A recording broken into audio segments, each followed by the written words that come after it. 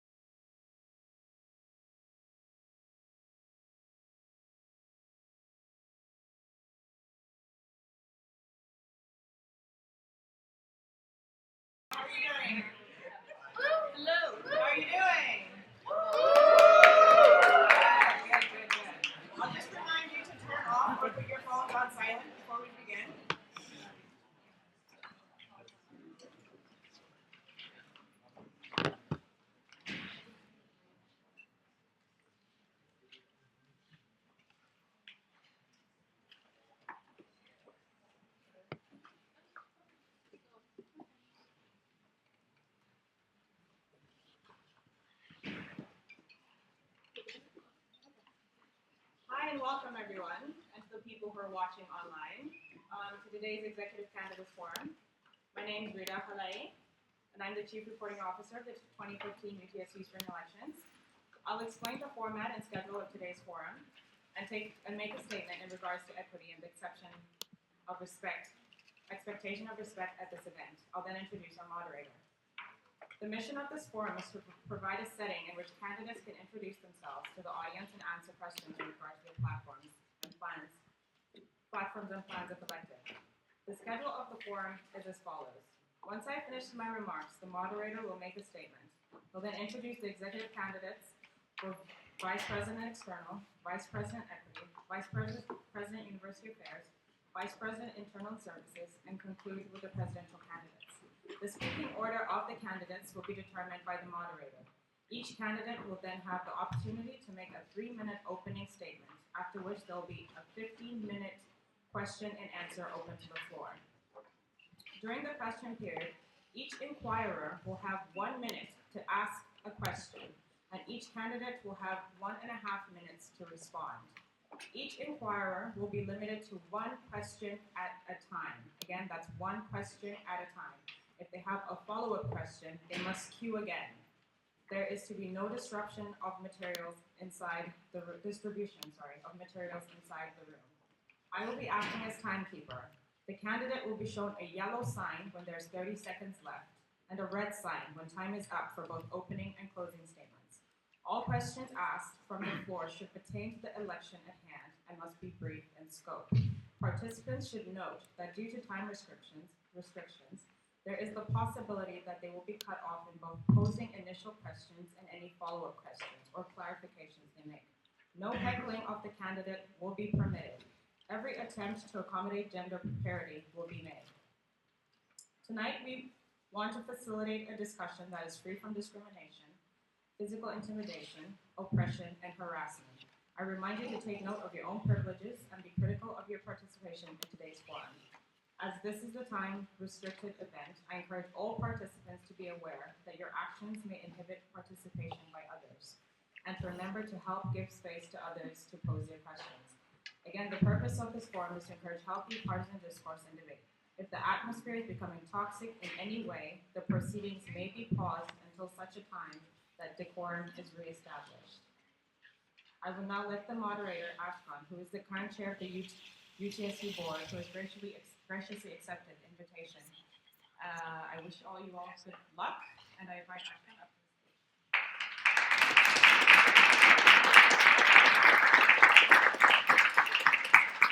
Okay, thank you.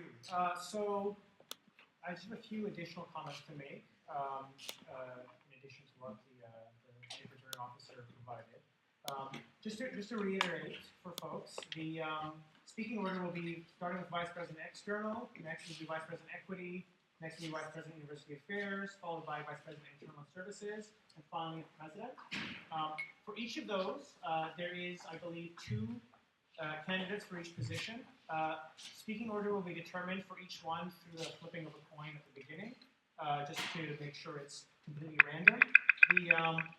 And then once the questions get posed, the response to questions will alternate. So if the one candidate spoke first, then they will answer the first question last, and so on.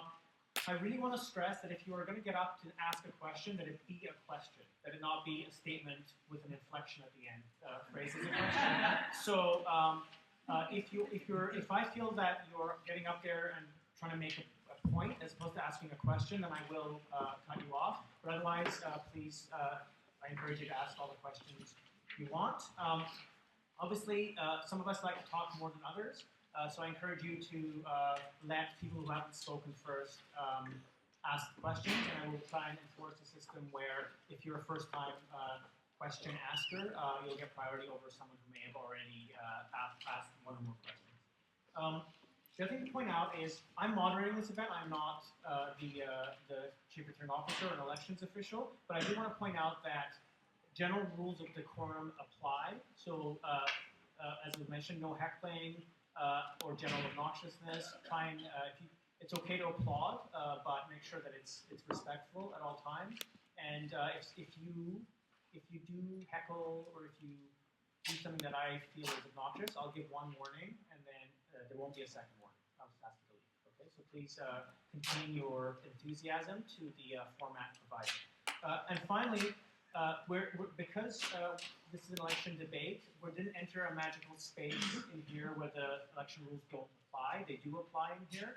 So this is specifically for the candidates and their supporters to bear in mind that the elections code is in effect here and does apply. So please govern yourselves accordingly along those lines. You know what those rules are.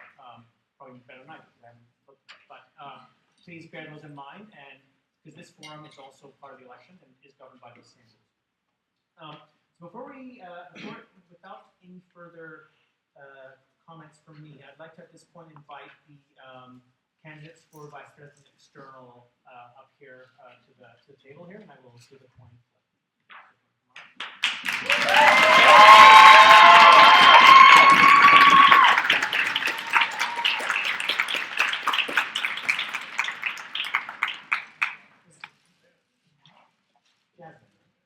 Jasmine's here. Is Agape here?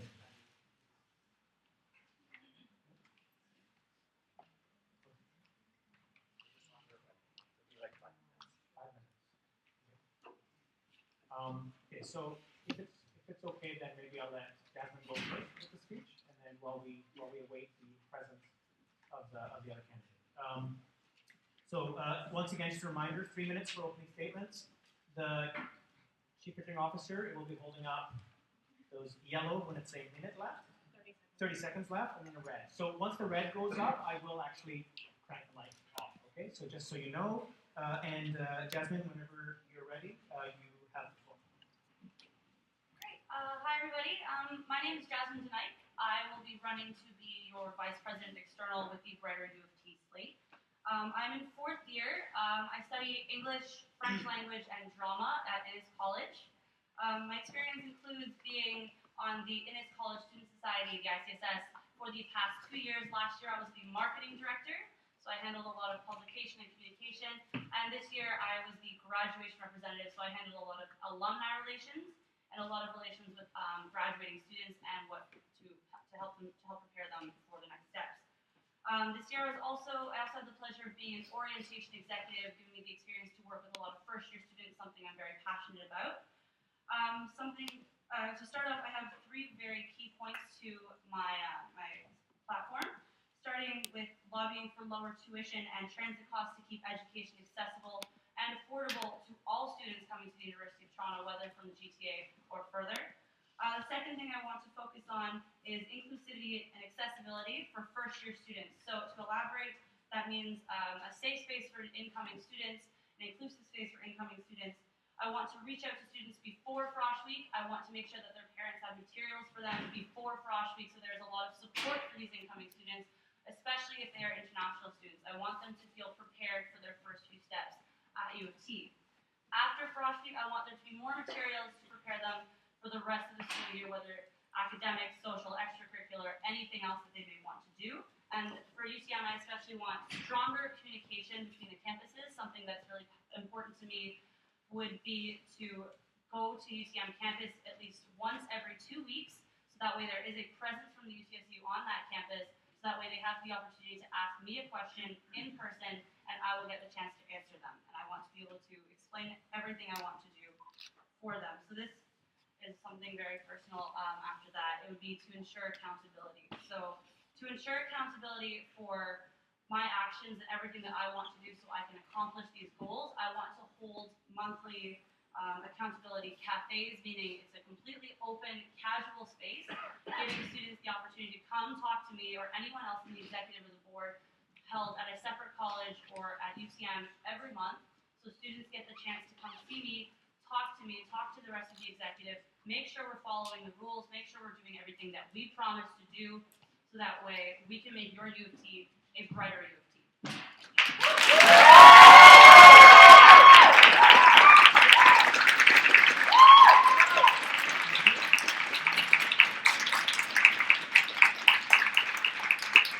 Okay, so now I'm going to turn the mic over to Agape. You have 3 minutes, and just for your information, when the CRO holds up the yellow, that means you have 30 seconds left, and when it shows up the red, then you are to stop talking. I will cut off the mic.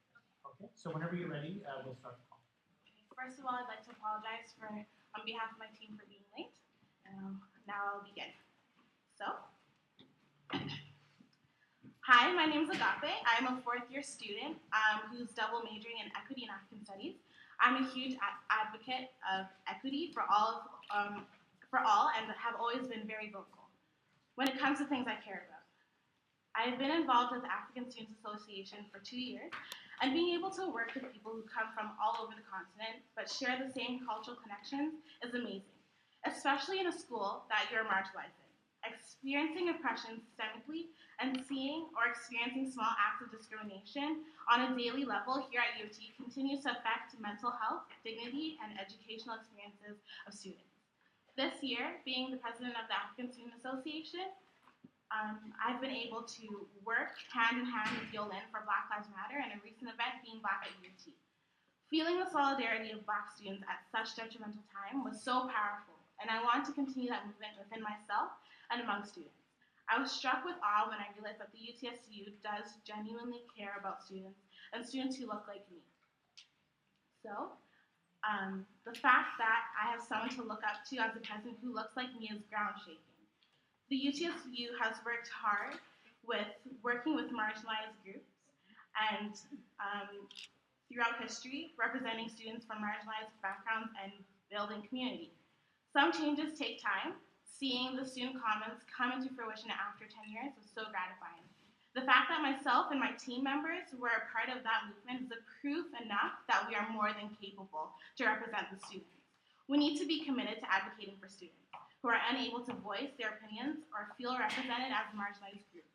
Whether it's commuter students in transportation, international students in healthcare, or racialized students in discrimination. My team is more than capable of being a voice for our student body because we take these issues very personally, because they're a part of us. Being an international student with a huge student tuition is not an issue, it's a reality. Being a student of color is not an issue, it's a reality, my reality.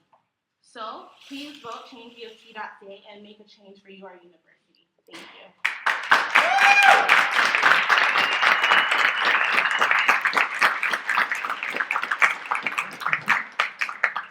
Thank you for both candidates for those statements. I will now start the clock. If you wish to ask a question, there are 2 microphones to either side of the aisles. Feel free to line up, and I will ask you.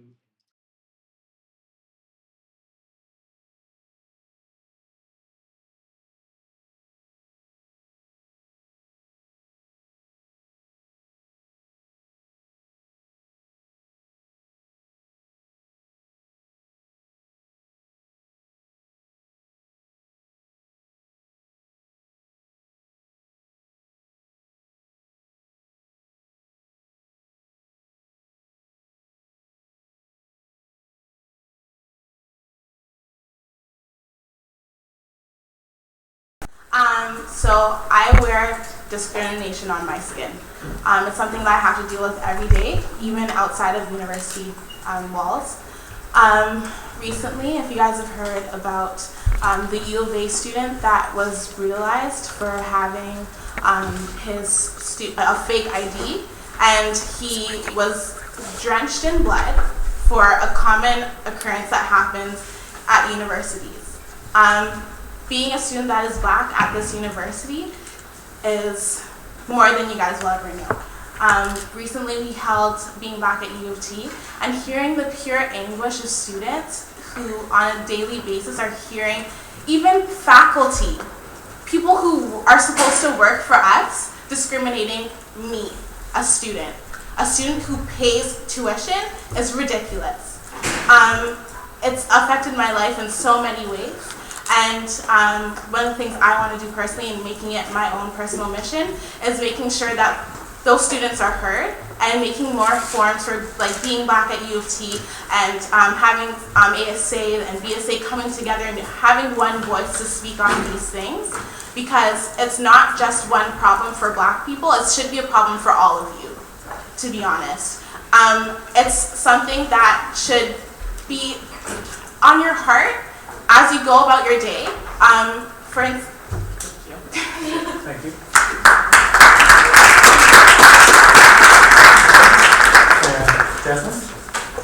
again, thank you for your question.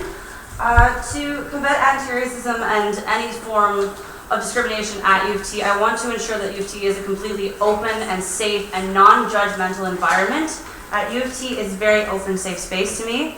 When I came to U of T, I found that U of T was very daunting, so it must be very, very difficult. So to do that, I want to make sure that students are aware and educated to ensure that. I especially want to hold more open talks, as you said earlier, that I definitely agree with that. And I want to make sure that all students are completely comfortable in their own skin when they come here. I want to make sure that students are completely informed. I want to inform students to the best of my abilities that U of T is a completely open, inclusive, and friendly space, especially to incoming students from all over the world. So that's, yeah.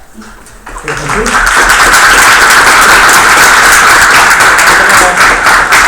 Let's take a microphone to my left. Hi, my name is Nikki.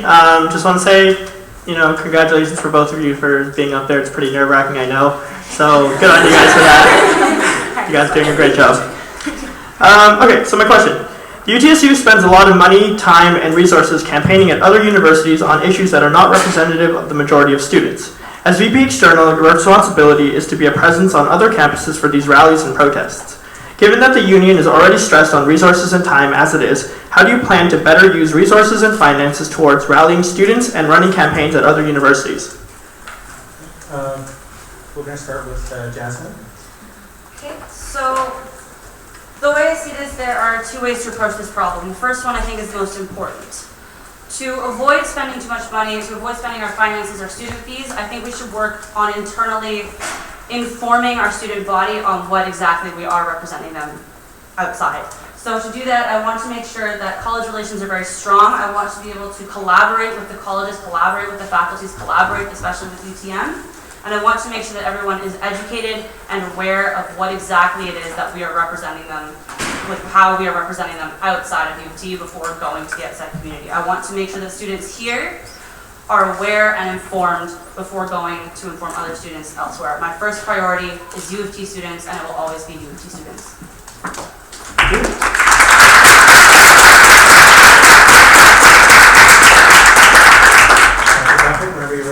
If I could just clarify, when you say not representative of the majority of students, could you be a little bit more specific? Sure. So we've done campaigns, for instance, for Aboriginal rights and things like that. And although it's an important and pressing issue, there are a lot more students who aren't Aboriginal who feel like resources could be used towards campaigns that affect a lot more students. Okay, so first of all, I'd like to thank you for your question. The land that we reside on is Aboriginal. So first of all, let's recognize that.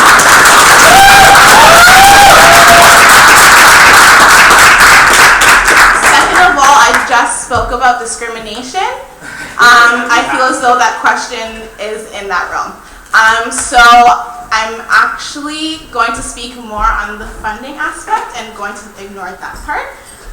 So I feel as though the UTSU currently is really representing students at the most positive way with LGBTQ movements, with Black Lives Matter, obviously, and being back at U of T. Those are huge. Being back at U of T was kind of really innovative, and being able to open up a space where we were unfiltered and being able to speak on things that really matter to us as marginalized students was incredible. So just continuing on that momentum and being able to do so is one of the things that I'm really passionate about, and making sure that all students are being represented for. Thank you.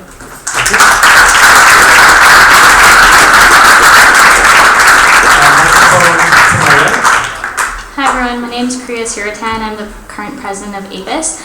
So as Vice President External, your purpose is to be a liaison with the different students' unions. So for example, a liaison with UTMSU and with SCSU. So as Vice President External, what will you be doing to engage the student unions at UTMSU and SCSU, and what are the biggest issues facing, one big issue facing students at UTSC and UTM, and how will you address this? Thank you. We're going to start with Agape. Thank you, Priya, for your question. One of the big things that is a part of Change U of T, our slate is filled with, well, 2 out of 5 of us are UTM students, and we are able to have that authenticity and having an actual UTM student standing up for their rights on UTSU. So Grace and Frishta being those kinds of students, it helps us kind of be more engaged with the students on their council, on that campus, and we're able to understand the problems that they're having. For instance, parking. It's different on both campuses, but still is a really, really big issue. Their parking at UTM-SU, at the UTM campus, is really, really expensive. We want to work with them in expanding, getting more parking, and as well as making it more affordable to students, as well as here. That's one of the big issues that students have been talking about with me, so yeah, thank you.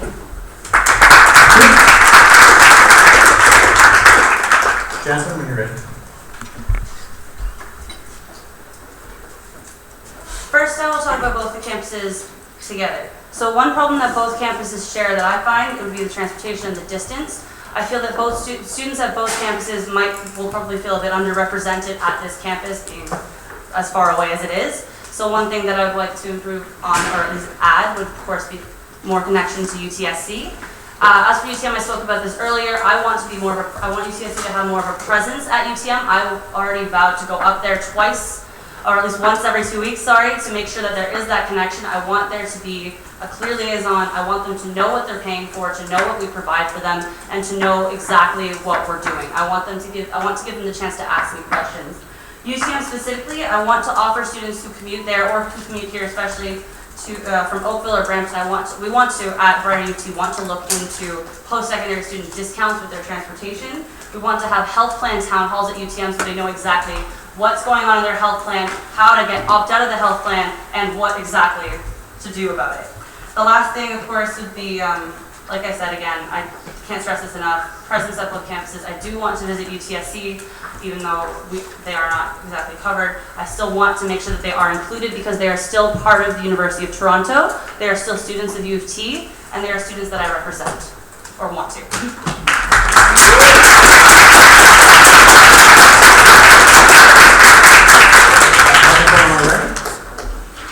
My name is Ebby.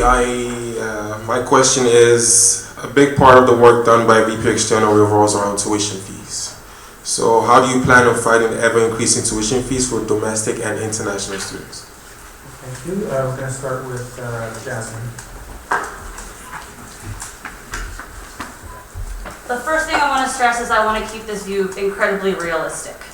So to start, to decrease tuition fees, the first thing I would do would not be to persuade, it would be to force the government to lower tuition fees. To do that, I would start by lowering the debt cap, which would essentially lower the amount of debt that students can get into, which would then lower the amount of student interest that is being paid into that debt, which would then lower the amount of money in the budget at the university, which would then force the provincial government to provide money to increase the funding at the University of Toronto, so that way students get the opportunity to even consider lowering the tuition. So that would be one of the first things that I would do. Another thing I would do is I would focus on students with excessive debt. I would focus on students who are paying obscene amounts of money to come to this school, and I would again work to lobby and convince and find facts and statistics so I can bring that forward and lobby the government to at least provide the university funding. Thank you.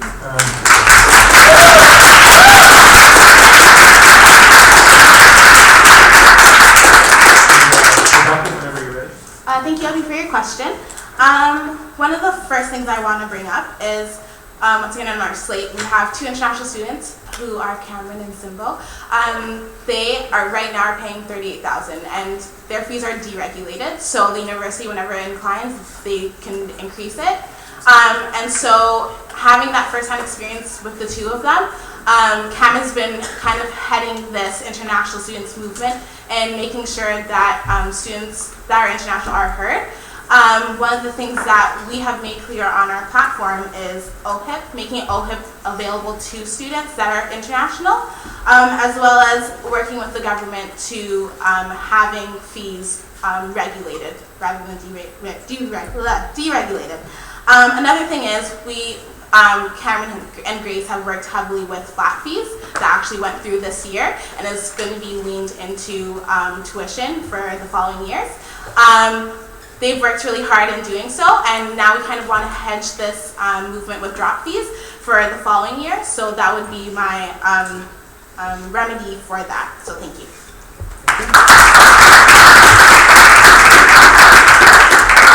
Microphone to my left. So this question is directed towards both candidates. Your name, please. Melissa. Okay. So you've spoken at length towards adding policies that will help marginalized students, people of color, feel a lot less like they don't belong on campus, feel a lot more like they belong. My question is that with a lot of these highly racialized events that are put on by the UTSU, I'm afraid that they would work to further segregate our campus than they might work to bring them together. Not in terms of discriminating against any particular group, but in terms of having these divisions, I'm just curious about how you can work to make them as accessible and inviting to all different racialized groups on campus. Thank you. We're going to start with Agape now? Agape. Yeah, go ahead. Thank you. Thank you, Melissa, for your question. Once again, going to being Black at U of T, I feel as though the way that we went about it, there was definitely nothing wrong with that. I feel that being a marginalized group and being amongst the majority who always has their voices heard and always has, going down to media, who is the most normalized group? It's not me. I'll tell you that right now. So having those spaces to be uncensored and having those raw conversations and being able to speak on being Black, there's nothing wrong with that. There's nothing wrong with that at all. I mean, looking at this age with Eric Garner, with all of the shootings that have happened with my community, I mean, yes, everyone should be pressed, but I also feel that Black students, we also need to rise up, and students who are discriminated should also rise up. So having those open forums to speak on those things in an uncensored manner with people that look like you, there's nothing wrong with that. So thank you for your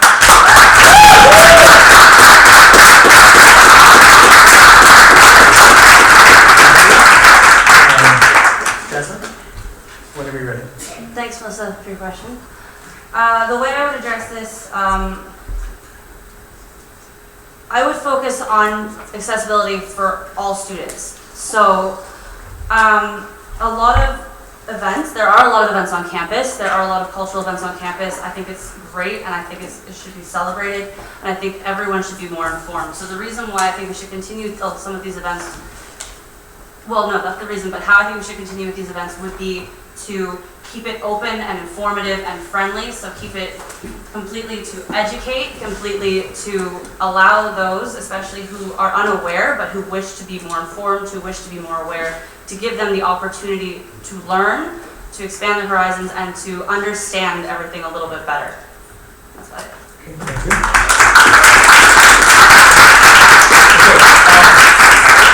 We've reached the 15-minute mark for questions for those candidates, so I'm going to close the questions and turn the floor back over to the candidates to provide any closing remarks. Once again, we're going to start with, this time with Agape for the closing remarks. And, sorry, can I get some order, please?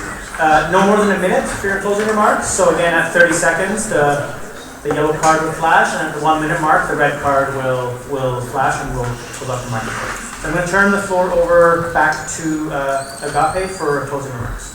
1 minute, please. First of all, I'd like to say that I'm still completely disgusted with the question that arose with Aboriginals. We need to acknowledge that this land is not our own, and even me being someone who is Ghanaian and not from this country, I also need to acknowledge that. So once again, discrimination on our campus is very real, quite clearly, and we need to address it. And I feel as though my slate is the perfect one to do so, with Yolyn working with that, as well as the president currently and her discrimination that she endured. I want to be the one to carry that forward and being that voice for students, especially for a question like that. Thank you.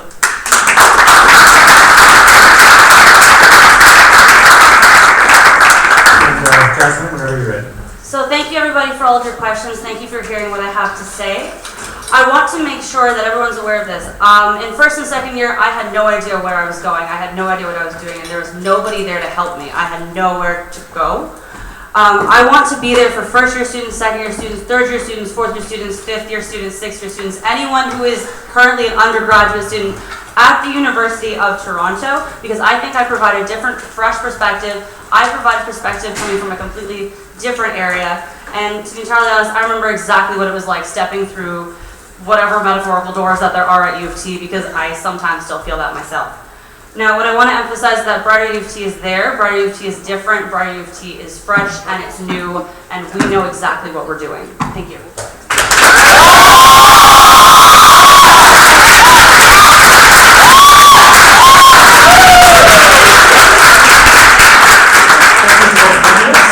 For that, we're now going to move to the Vice President Equity position. So if I could get Frishta and Sonia to come on up here, please.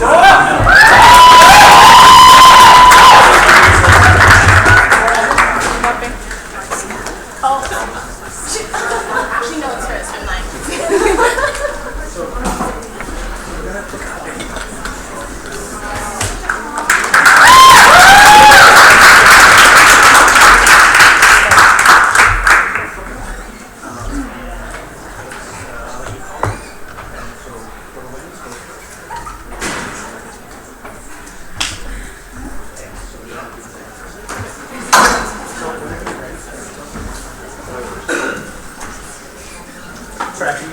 I'm just going to introduce the candidates first. So, candidates for Vice President Equity are Frishta Bastan and Sonia Khan.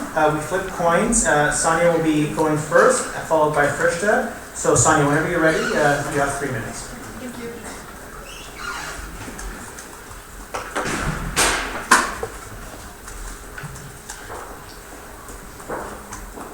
Hi everyone.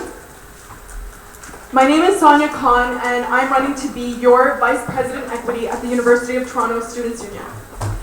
First and foremost, I'd like to give a sincere thank you to you all. It's overwhelming to see such a huge response, and it means a lot to see that there's so many students who have a genuine interest in learning who us candidates are, what we're about, and how we're going to better serve you. Now, in a time where my intersectional identity as a woman, a Muslim, and a first-generation Pakistani Canadian is not necessarily the most desirable identity to hold, I know what it means to be a minority. This year, I've had the humbling opportunity to serve the community on multiple fronts. First and foremost, I was the founder and president, or I am the founder and president of Pakistan Development Foundation. I am the current associate to the current VP Equity. I'm an interfaith events intern at the Multi-Faith Center, and I'm a writer for the Muslim Boys magazine. Moreover, I'm currently double majoring in peace, conflict, justice studies, and women and gender studies. By working firsthand on community building and social activism, I understand the need for more representation of minorities on campus. As a minority, I need to know that I own my own narrative, that I can tell my narrative my own way without having other people steal my voice.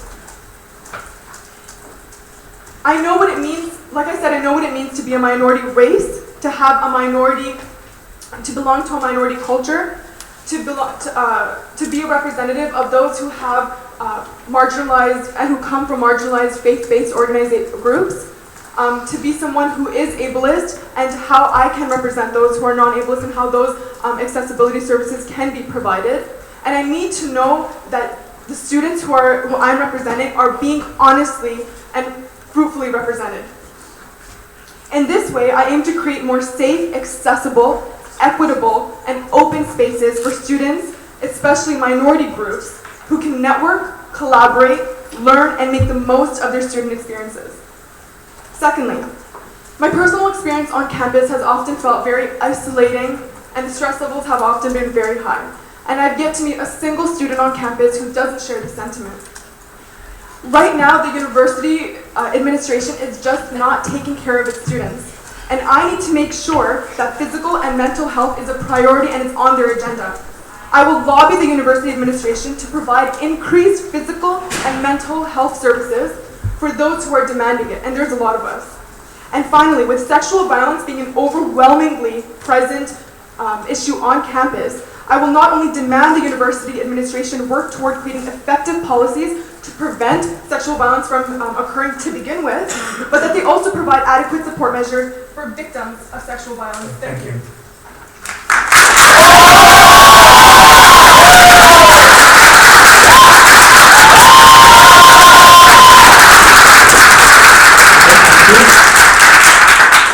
I'm going to turn the floor over to Frishta now. Whenever you're ready, 3 minutes.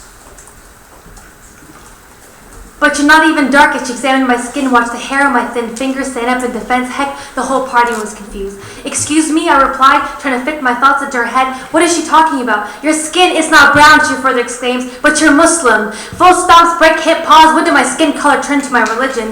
Difference is what scares us. It what causes the mind to turn on its radar because we're so used to the same hand feeding us. We are scared to look at different perspectives because it hurts our ego to know that we might be wrong. No, not all Muslims have brown skin, just like no snowflake is the same because they're so unique and beautiful, just like every single human being on this planet.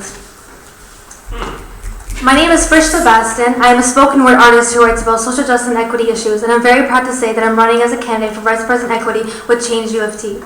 The term equity is usually thrown around without knowing the true definition. Equity is an action, a discussion, and necessary understanding for every single community. That's what my team and I want to do. Create a safe, inclusive community on one campus with focus of mental health awareness and lobbying for sexual violence policy across U of T.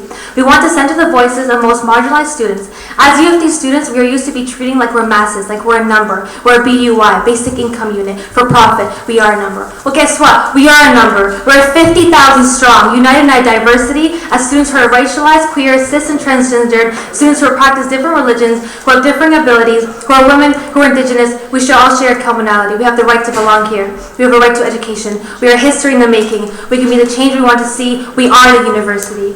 It is clear we need a paradigm shift so we can build safer spaces and true community across all 3 campuses of University of Toronto. It's time for a fresh start. It's time for a real change.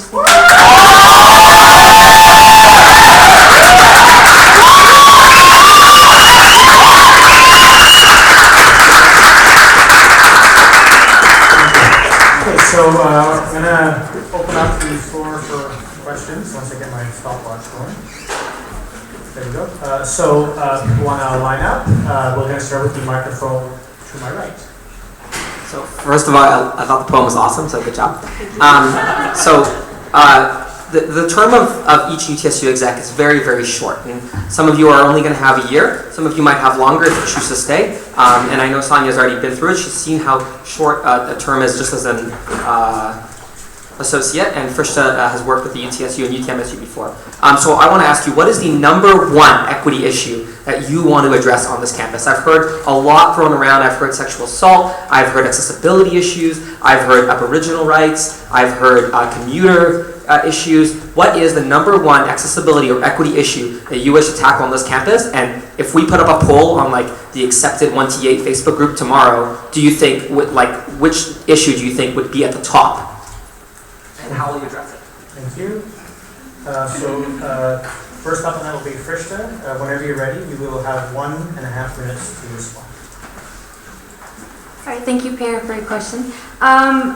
We do have a short term. However, I also don't agree with choosing one discriminated issue over another. They're all equally as important. So, like I said before, discrimination, mental health awareness, and sexual violence policy for sure are on top of my list.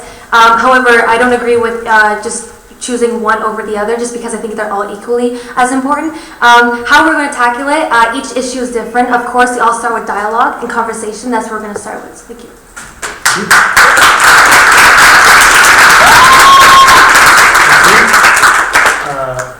Sonia, when you're ready, 1.5 minutes. Here, I appreciate your question. Is my mic on? Yes. Here, okay. Here, I appreciate your question, but I'm going to sing the same song as Frishta. There's no such thing as one equity issue being the most important. So that's first and foremost. When I used the word intersectional earlier, I mean it. We as students carry so many pieces of identity with us. We carry a lot of baggage with us. So I'm going to tell you a little bit of my experience first and foremost. So as a founder, like I said, the president of Black Sun Development Foundation, I know what it means to come together as a racialized collective and have that space in order for like-minded individuals to do something bigger than ourselves, to help the community, and especially the international community abroad. As a Muslim, as someone where a tenet of my faith is prayer, I need to know that these spaces are available, that they're conveniently available. I worked in the multi-faith center. The prayer tenet is something that's applied to most religions. Why are there not enough prayer spaces on campus and meditation spaces on campus, and quiet spaces especially? And as a woman, I need to know that I'm respected in a room, that when I enter a room, people understand me, they know my struggle, that they get that I'm someone who cannot be messed with, And in order to do that, I have to create that space of safety, of comfort for women, especially knowing that equity full well represents those who are lower in leverage than others, and that needs to be pushed forward first and foremost. Thank you.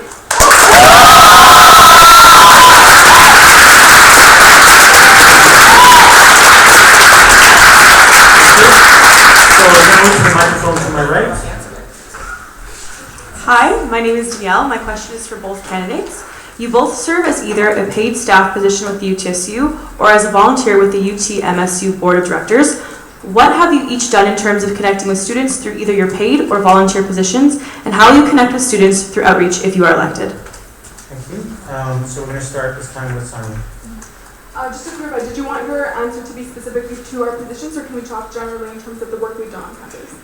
General. General? Okay. So you're right, my position with the University of Toronto Students' Union was paid, or is paid.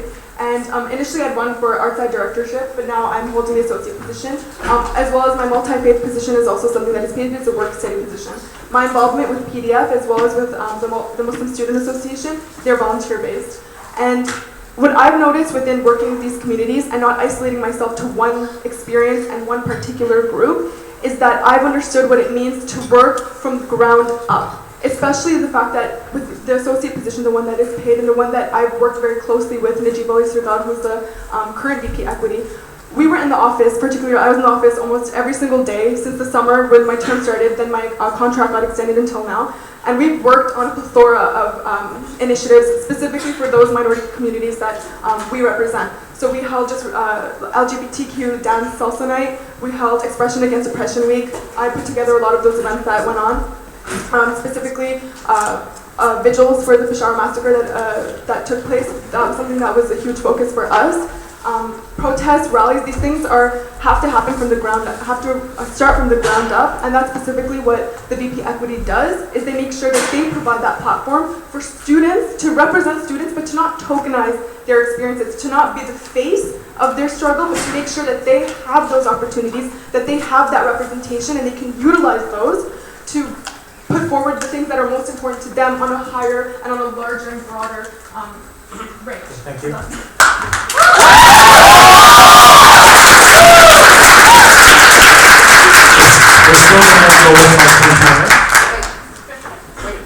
still going to go with Oh, I'm sorry. Thanks, Ashton. Say something afterwards. I said in the board, don't forget. Thank you, Danielle, for your question. As my position as a board director on the UTMSU and the UTSU, I've worked on several issues. So, generally speaking, however, it's working on building relationships. UTMSU started this new initiative called UTMSU, so working on initiatives for the students, working by the students, including free breakfast on Wednesdays, free shit Fridays, where we give out gloves and mittens and water bottles for students like that. And that working with those little things like that, create relationship with students. Students build a trust with you. And when you build those relationships, you can go on further working on issues with particular to the student groups. In particular with the VP Equity, we worked on the XAO that just happened. I held a poetry workshop where we talked about how the English language is a colonial language, and we express ourselves in poetry through our mother tongue, and how the importance of that. However, generally speaking, it was more little events that we held together that we created a stronger relationship with students. Thank you.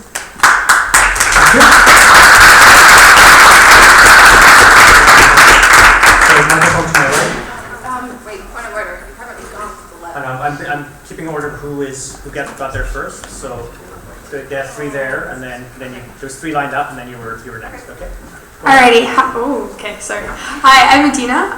First and foremost, congrats to both of you. It takes a lot to be sitting there and taking all these questions. So we have a pretty diverse community, and I wanted to know if elected as VP Equity, how will you ensure that your work supports not only a specific group but all groups on campus? Thank you. So we're going to start this time with Krishna.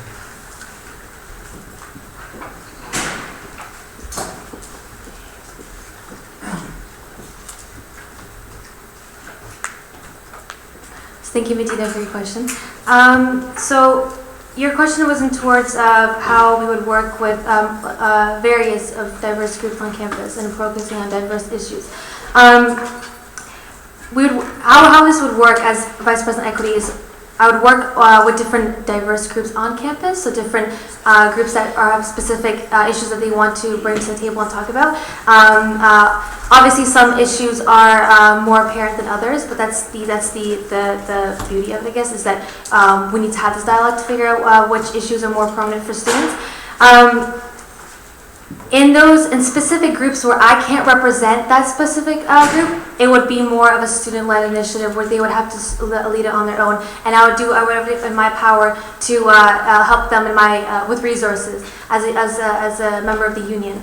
I think so that's what it would be. Thank you.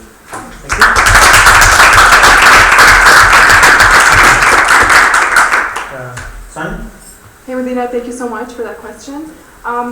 One experience and one grievance I specifically had with the UTSU is that if it exists as a platform for a medium through which students can connect with one another, it didn't have enough of those workshops or enough of those networking bases for us to do so. And that's one thing that's really important to me, is having at least weekly or bi-weekly networking sessions where members of clubs, where leaders of clubs can all come into one social space. They can all connect with one another, learn from one another, just talk about what it is that's going on, because besides Clubs Day and besides those 2 days, we have over 600 clubs on campus. Where are they? That's one thing I want to know. And until we get these sessions where we can actually all come together, where you have a module on the UTSU website, calendar specifically, one-stop shop pretty much, you figure out what is happening where can I go to this event, it's something that speaks to me, I didn't know this organization existed. You go to that event, and who knows what can come out of it. On top of that, I want to make sure that having social events is really important. How are students going to have the incentive to want to even come out if they don't know what they're going for, or if they don't know the kind of crowd that's going to be there? My first event that I attended for PDF, I was alone, and I didn't really have the incentive to want to go again because I didn't know anyone. So I feel like keeping that groundwork, then sprouting up and having those networking workshop sessions, discussion forums that really speak to the issues that each and every group on campus finds pressing, those need to be at the forefront of this, of our campaign for sure.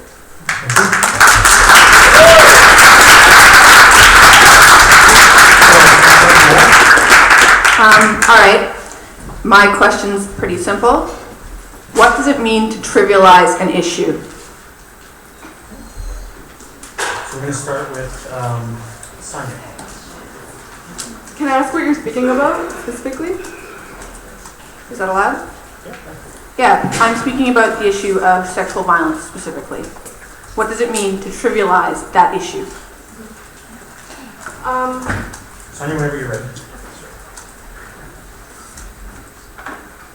I want to make one thing clear, first and foremost, and I said this when I was quoted in the Varsity, and I said this on my personal Facebook as well. I'm not a student politician. I don't care about politics. I'm not here to necessarily win your votes. I hate to say this, and it's super cliche, but I'm going to say it anyway. I'm here to win your hearts.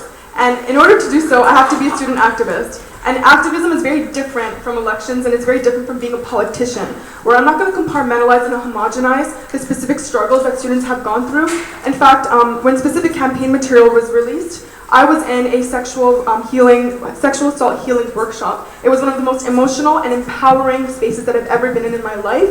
And those stories, the mode of strength that I felt in that room was immediately crumbled as soon as specific words that had to do with that space were trivialized for campaign material. So if you find yourself wanting to delegitimize a specific experience in order to boost your own campaign, I highly, highly suggest you kind of think about why you're doing what you're doing. And that's as far as I have to say about this issue. Thank you.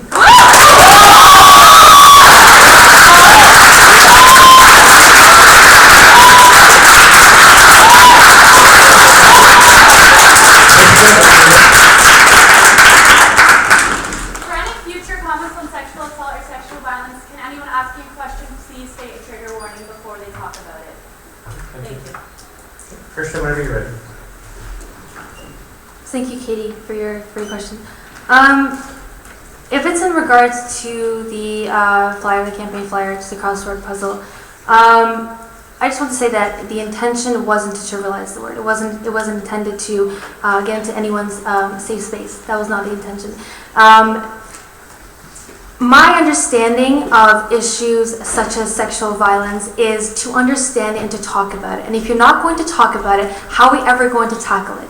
I don't understand how. I understand that there's ways of other. I guess, like Riley just said, trigger warnings that needs to be stated beforehand. However, my only concern is that we need to talk about this. Enough is enough. We're shoving these things under the rug as if we're not talking about it. And I feel like the only way to address these issues is talk about it. Is the word itself wasn't meant to be trivialized. We can't. It's the word. It's the context around it is different. It's just you need to acknowledge the fact that these issues such as sexual violence is real. It happens. It's a real thing. And the only way to address it is if we have dialogues about it. Is if we are constantly talking about it.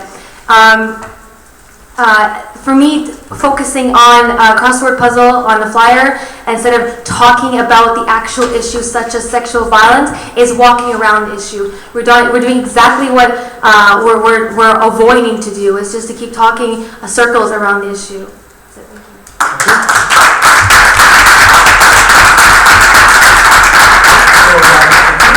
Next up is microphone to my left. Sorry. As a past equity commissioner myself, I can understand it is always a struggle to make equity issues taken seriously by the larger community, and also the challenges that many intersectional identities face. I have found that methods taken by the UTSU serve to alienate people from engaging in that discourse. So how do you plan to make the larger community kind of engage with those issues, those equity issues that many people face? Thank you. Frishta, whenever you're ready, you're first. We have 15 seconds for this question, but you can extend it if you wish. Sorry, what was your name? Manira. Manira? Sorry, thank you, Manira, for your question. So, your question was more on how the alienation almost of minority groups or discrimination groups. Was that the question? No, it's sort of how do we engage the larger community with issues of equity issues so that we are bringing that conversation that is truly being taken up by the larger community so that we can actually confront those issues. Okay. So first and foremost, starts with dialogue, conversation. You have to start getting people to talk about it. You have to start getting conversations about issues that are important. That starts with workshop. That starts with smaller events. It starts with students-led initiatives where students are allowed to attend and can attend these events. It starts with small things. It just starts as a simple question and answer period. It starts with issues such as starts as simple as having a dialogue between students who are representative of those groups, who can lead those groups, right? There's some groups on campus I can't be representative of, so I can't lead that. However, someone who can lead that, and I'll be in full support of leading those kind of issues. But to have a larger conversation starts with a smaller conversation. And that starts with dialogue and conversation through initiatives such as workshops. Thank you. Thank you.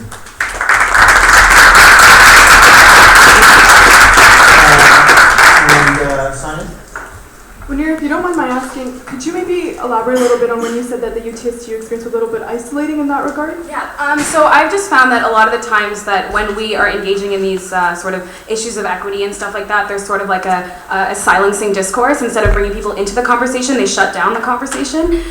So a big example for me is the past battles with MRA groups. So I'm not condoning MRA groups in any way, shape, or form. I'm fully against them. But instead of for people that are not necessarily familiar with the dialogues of equity and things like that, how do we bring people in instead of telling them that they're wrong and they don't understand? Thank you, Manira, for that. To touch on that, I want to bring up a really important concept, and that's space. And the importance of people who do not have platforms to speak on to be given those spaces through the Equity Commission from the UTSU specifically. So one thing, you mentioned the men's rights MRA specifically, and one thing we have to, first of all, I understand that you said that you're against it. Men's rights issues, specifically are serious. Men do actually have battle abuse. There is sexual violence that happens with male demographics. The problem, they're not males. We have to stop this pitting males and females against one another. I'm a feminist, and it's not males that are the problem, it's this ideology of patriarchy that tries to hyper-masculinize males and tries to paint women as fragile little lilies and tries to tell trans people that they have to fit in between this gender binary construct. So one thing that's really important to me is to give the people the space that they need to speak on these topics. And honestly, if you're going to get upset by the fact that you're not given a space to speak, I'm sorry, but you need to ask yourself why you're really angry. And specifically speaking to being black at U of T, that's something that's really important to me. I don't care if you felt excluded from that. I don't care if you felt that you had to step back for a minute and give people who need that space to just speak to one another, to collectivize. They need that. And I will never, ever be for non-racialized folks specifically, those of privilege, taking up these spaces and being the faces of these spaces.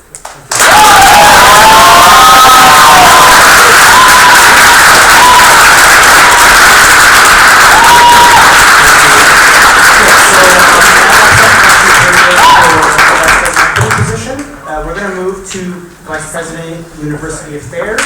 So I can get Vera Marie Khan and Sing both. Sorry. Oh, sorry. Closing statements. There's closing statements. I'm just moving along. Closing statements. We're going to start.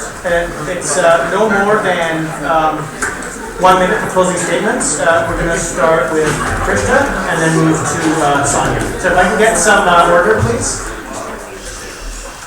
Thank you. So whenever you're ready, Krishna, you have a minute for closing statements. In order to create a snowman, I always say you need to start creating this first snowball fight. Snowball, hashtag UFD snowball fight. Hashkon's a little getting rubbing off on me on that. Progress to change starts with the one. And in order to bring that change onto campus, be that one person who is advocating for this kind of change. My team and I are going to bring that kind of change onto the table. We're such a diverse group of people. We're such a wonderful group of people, as is Brighter at U of T. Just be that person who chooses what they want to see changed on campus. Look at the two different platform points and look at what you want to see changed on campus and make a good political decision at the end of the day. Thank you.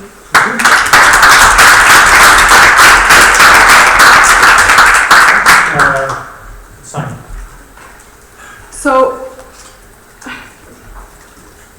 I don't want to talk about my experiences as much as I do within the university, as much as I do the fact that we're all students. We have to keep on top of making sure that we're making informed decisions when we vote.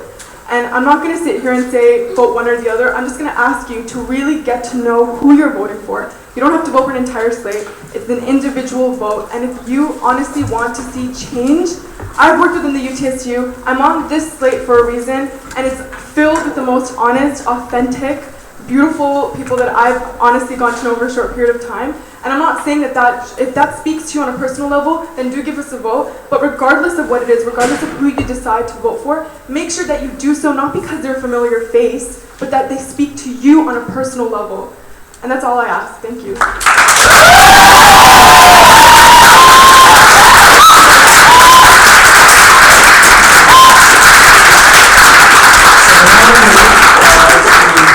Vice President, University Affairs. So if the candidates can come on up, please.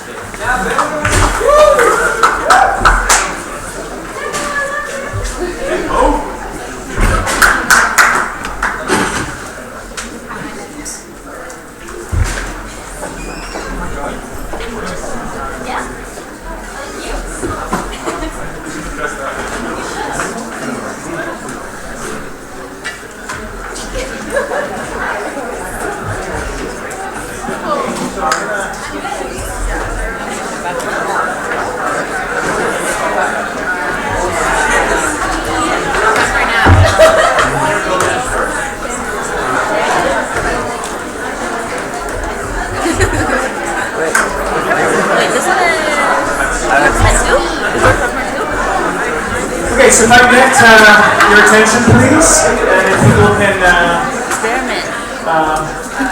end their conversations. So for Vice President of University Affairs, we have two candidates before you, Vera Marie Khan and Jinbo Jang. We've flipped the coin. Jinbo will be going first, followed by Vera Marie. So Jinbo, whenever you're ready, you can start, and you have 3 minutes to make opening statements. Thank you. I'm very excited. Thank you. I'm very excited to be here and to see lots of yellow shirts. I guess you are all here to advocate for democracy in Hong Kong. Am I right?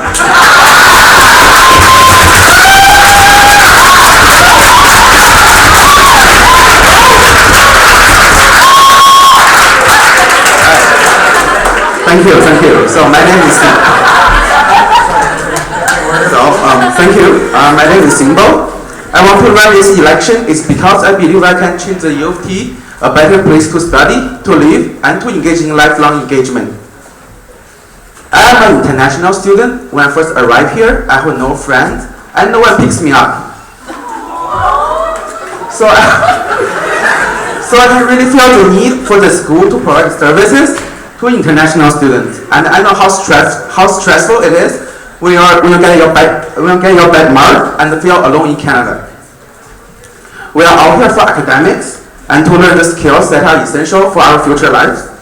I believe Irish students are brilliant and they are strong. Nevertheless, we still face problems like we cannot find a summer research opportunity, an internship, or a job.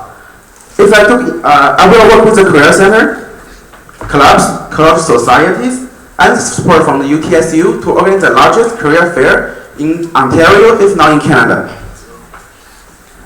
At the same time, we want to work on this campus with a healthy mental state and healthy body. So I want to have a dropping mental health center so that people can drop in and have their problem solved. I will keep fighting for the international students as we pay 5 times higher fee. At the same time, they are not getting fair access for the PEY opportunity, and advocate for services like airdrop pickup. This year, for the average fourth-year students, there are 20% of them are international. We can only let them feel that it's at home when we really care about them. And thank you for your time. I really hope you can learn some more about me tonight, and I look for your questions. Thank you.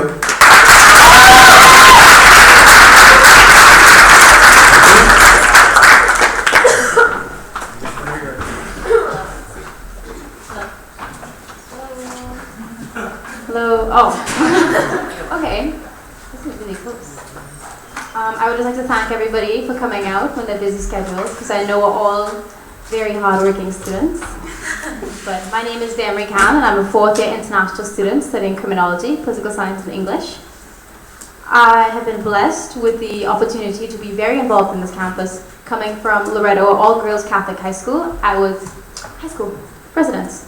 I was the vice president of the House Council. Then I was once served as a board of director for St. Mike's, and then I served on St. Michael's College Student Union as the finance commissioner. My goal now is to serve you as your Vice President, University Affairs, hopefully with improved services and outreach. Firstly, I would like to work on lobbying for mandatory mental health training for faculties and TAs. Many students who come to UT all have unique experiences, and a lot of professors and TAs are not ready to handle students who aren't usually accommodated to the classroom. Accessibility services takes a long time to get onto their records. Therefore, it's difficult for a lot of people who have up-and-coming depression, anxiety, to even get understood by the professor on why things are late and why things aren't happening.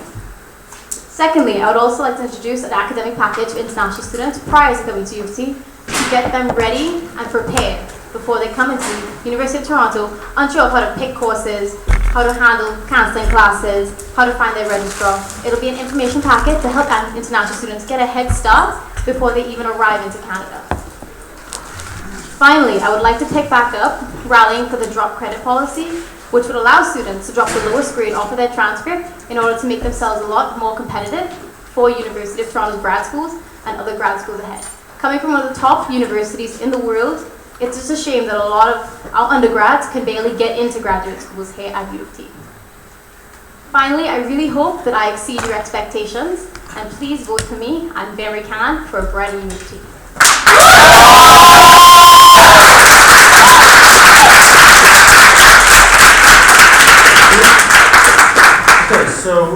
time for questions. We're going to start with the microphone to my right. Testing. Oh. Hi. The athletics community. Oh, sorry.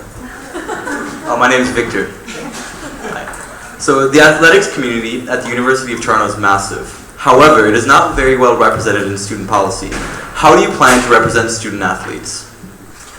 Okay. We're going to start with Marie. When you're ready, you have a minute and a half to speak.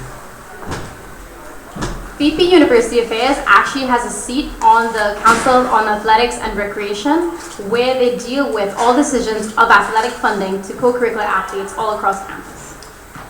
When you get into these meetings, you don't want someone who can waste the vote on that seat. You need to go into those college councils, go into all those athletics commissions, know what they want before I can bring anything forward to the council itself. What matters is what college councils need, what athletics need, what the athletes themselves need. And when you work with with CARC, Council for Athletics and Recreation, you can find out how to get their resources to them. I can't tell athletes what they need. They have to tell me what they need so I can get it to them. Thank you.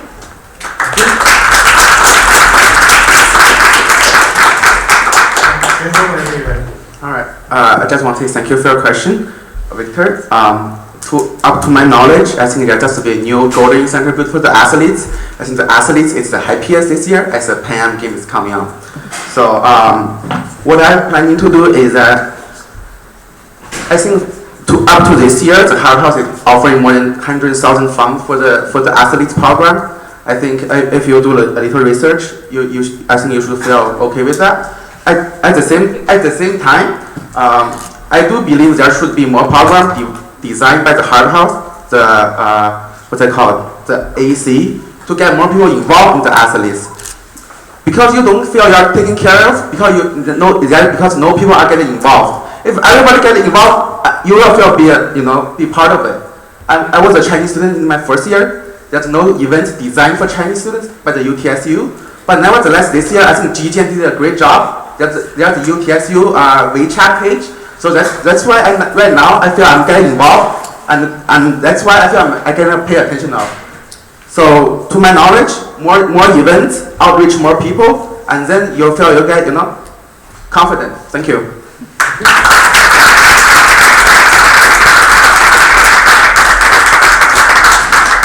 We're going to move to the microphone to my left. Thank you both so much. I'm Sydney Lang, current Woodsworth College Director on the UTSU, and I'm here on behalf of the Equity Studies Student Union. So my question is, a large component of your job would be to advocate for students to the administration, and this can be done through anything like petitions and outreach, as we saw a lot this year in regards to student commons, or you can take a more active and radical approach, like direct action. So something maybe like the walkouts we saw yesterday, or the divestment march in the fall. So my question is, how would you personally approach advocacy next year? So I guess within the realm of passive to more active, why do you think that this approach is effective, and how would you organize students to do so? Thank you. Thank you. We're going to start with Finbo for your... Sorry, I didn't fully understand your question. Can you please elaborate a bit more? Is that possible? Yeah. So for your position, it's to advocate for students to the administration, and you can do advocacy in a lot of different ways. So I was saying like some examples are like petitions, doing outreach like we saw this year, or like protests and direct action and student like organizing. So which approach do you think is most effective within that realm, and how would you organize students? All right, thank you. Sorry, may I know your name? Sydney.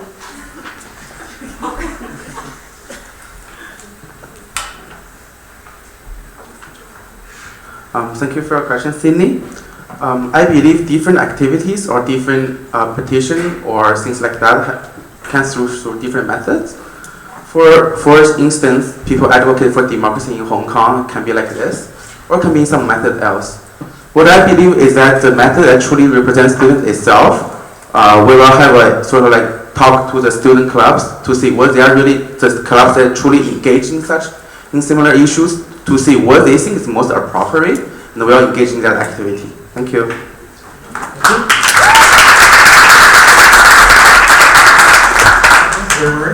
Thank you for the question. It's actually a very good question.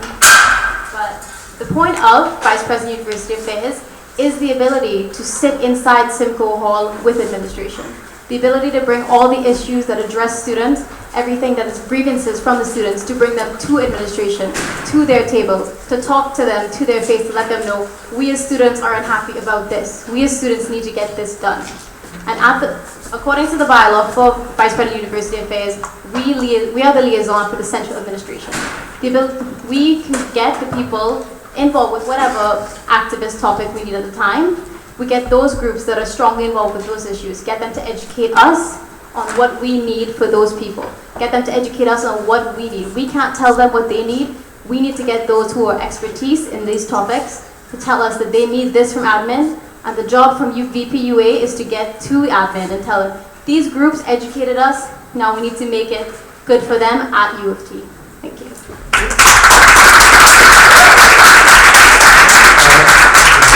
We're going to move the microphone to my left. Thank you.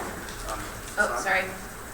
Great. Thank you. My name is Sarthak. I am a representative on NSOC Board of Directors and also running for Engineering Director this year. And my question pertains to engineering as a whole. As you are hopefully aware, in 2010, the engineering community passed a referenda asking for diversion of representation and diversion of fees from the UTSU to NSOC, and about a month ago there was another referenda that asked for now representation of engineering students to be diverted from the UTSU to NSOC.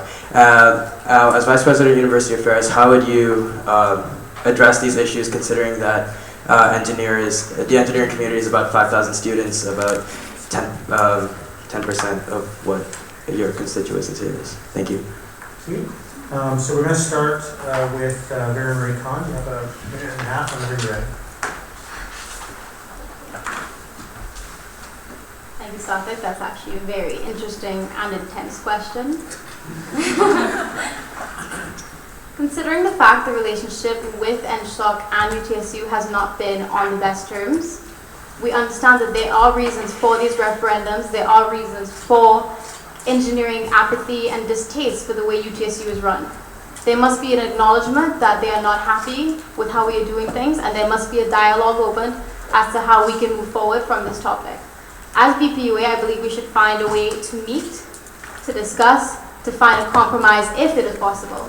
And if that compromise cannot be reached and a bridge cannot be built, then we will have to do our best from that point, but to take into consideration of the students of engineering and all those coming into engineering at that point. Thank you.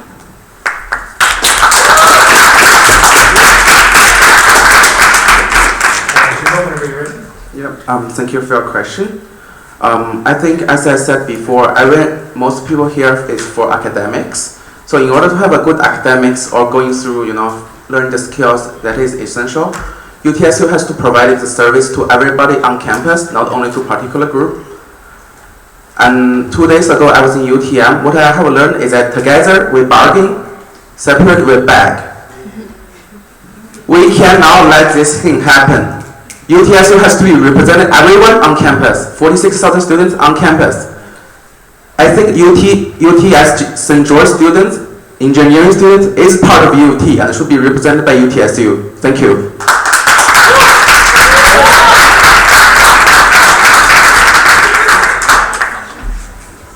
Now we move the microphone to my left. Hi, I don't have to take. Okay. Your name, please? My name is Abdullah. I'm a fourth-year student at U of T. So my question would be, you guys talked about things like job credit and other policies that you would advocate for under UPPUA. My question is, these aren't policies regulated at governing council, these are faculty policies, and they often don't fall under the purview of the UTSU. They're usually handled by smaller faculty unions or faculty societies. So my question is, how will you approach and work with these faculty societies, and how will you ensure that you don't overstep mandates at times? That's my question. Thank you. Okay, thank you. We're going to start with Right. I'm not sure. Sorry, sir, my name? Abdullah. Abdullah. So I'm not sure if you're aware, I was never part of governing council or a member of UTSU as a board of director. So I'm really unaware of how, I think if you can call it politics works, but nevertheless, I'm a vice president of a Chinese magazine, which with more than 10,000 members, with more than 200 executives, that I'm fully confident in my skills that can be handled these relations. And I think everyone can make same promises, but I think school is not a machine. We are not products. You know, when people receiving a resume, they always say grades. I think this is something we really need to work on. The BRs, who really cares about BRs? But they are something part of our life. We are people, we are human, we are not products. I think these are the things we really need to focus on. Thank you.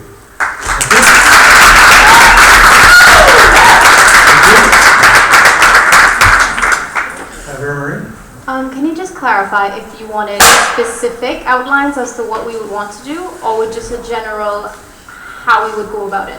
I think in general, how would you go about it? I don't want to put you on the spot. All right, that'll be really intense. Okay. Well, first and foremost, the point of BPUA, we sit on the Academic and Rights Commission. Our whole job is to work with the university and to deal with academic rights of students at the University of Toronto. The fact that we have this position allows us a seat at that discussion with universities, with faculties, with all administration that we can get our hands on. Our job is to make it appealing to faculty members, to show that we have the information, we have the statistics, and we have a way that we can try to get this done. We have to get surveys, we have to get opinions, we have to get students on board, we have to get people to realize that this can happen if we push enough. Like, things can happen if we have enough say, if we have enough energy, and we have enough passion to get it done. The whole point of BPUA is we take the passion of the students and we make it administrative enough for the admin to understand, reciprocate, and work together with us to make these unrealistic goals possible. Thank you.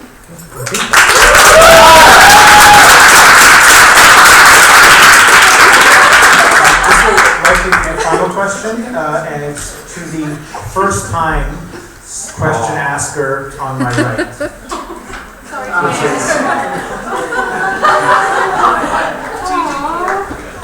Thanks. My name is Derek, and I'm just a student. Yeah. So my question is a little bit more specific to your platforms. So the candidate of change said like you're gonna do more career fairs or like helping focusing on careers. But as like previous candidates have said, like we have a tight finance at the university or the UTSU. So does that mean that like every other department or every other like issue is called as finance? And for our prior candidate, you said like you're gonna campaign for like mental health and many other issues. So for campaigner, like you're representing us, but you also need support from us, right? So it will be difficult if like some of us are not there for you. And how would you proceed if that happens? And I'm asking because at this very moment, like I can find like 6 candidates of writer that haven't put anything on their Facebook about this campaign or this election or forum. So what would you do if that happens? 6. Thank you. We're going to start with Marie this time.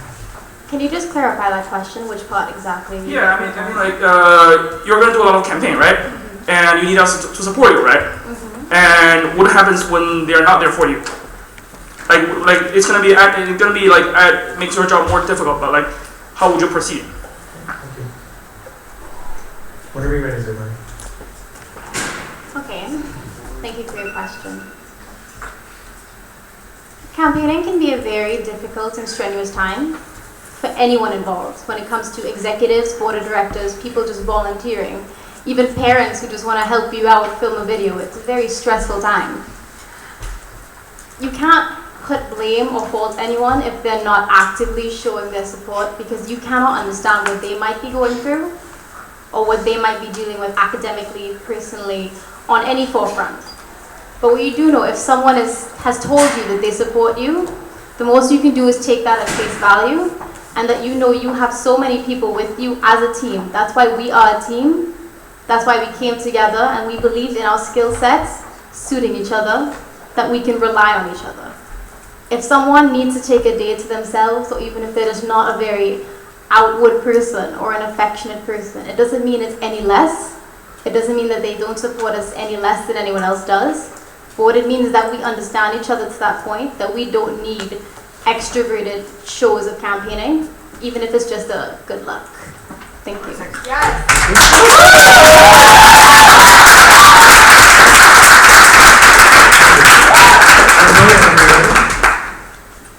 I think Derek's question is regarding what if there's a budget constraint on the career fairs? Yes. Right. I think organizing a career fairs in largest in Ontario, it's going to cost lots of money, but I think regardless how costly it is, student rights should be compensated. We are here for students. We want some practical experience before we walk out of school. And I think organizing and career fair largest in Ontario, it is something we want and it's something the students truly deserve. Thank you.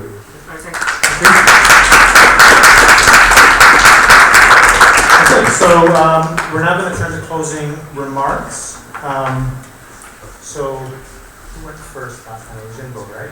Yeah. Spoke first. So Vera-Marie, you get to start with the opening remarks. No more than a minute, please. Closing remarks. Just seeing if you're paying attention, because I clearly am not. Okay. I would like to just personally thank each and every one of you for coming out here once again. Thank you so much for showing your support and solidarity with the UTSU election.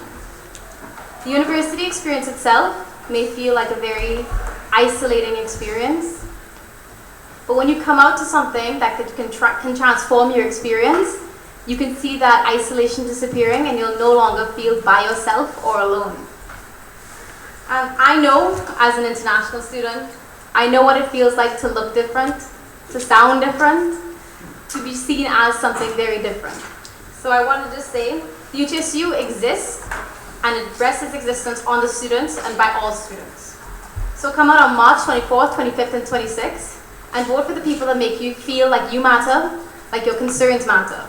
Vote for the people that make you feel safer, that make you feel secure. Make sure you vote for a much brighter future.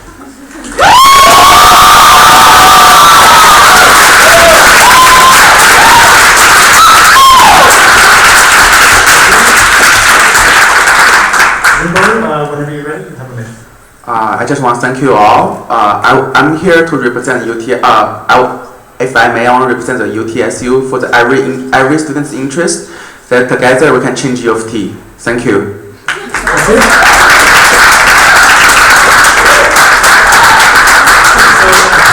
you to both candidates. I will now ask the Vice President, Internal and Services candidates to come on out.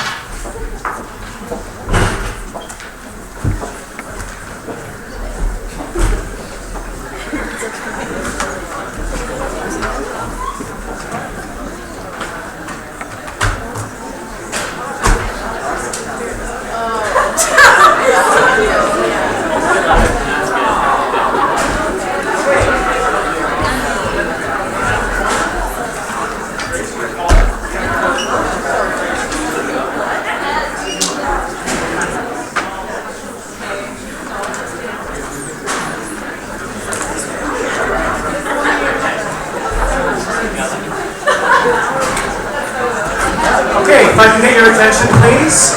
Folks should take their seats. If people can not line up with the microphones right from the get-go, because if you haven't heard the speeches, how do you know what question you're going to ask? So you should please take your seats, and then once the speeches are done, you can get to the microphone. And remember, I am prioritizing first-time question askers, so don't worry, you will get your opportunity. So we're moving to Vice President Internal Services. There are two candidates for the position, Ryan Gomes and Grace Labodian. Flip the coin, and Ryan will be going first. Ryan, whenever you're ready, you have up to 3 minutes to make opening remarks.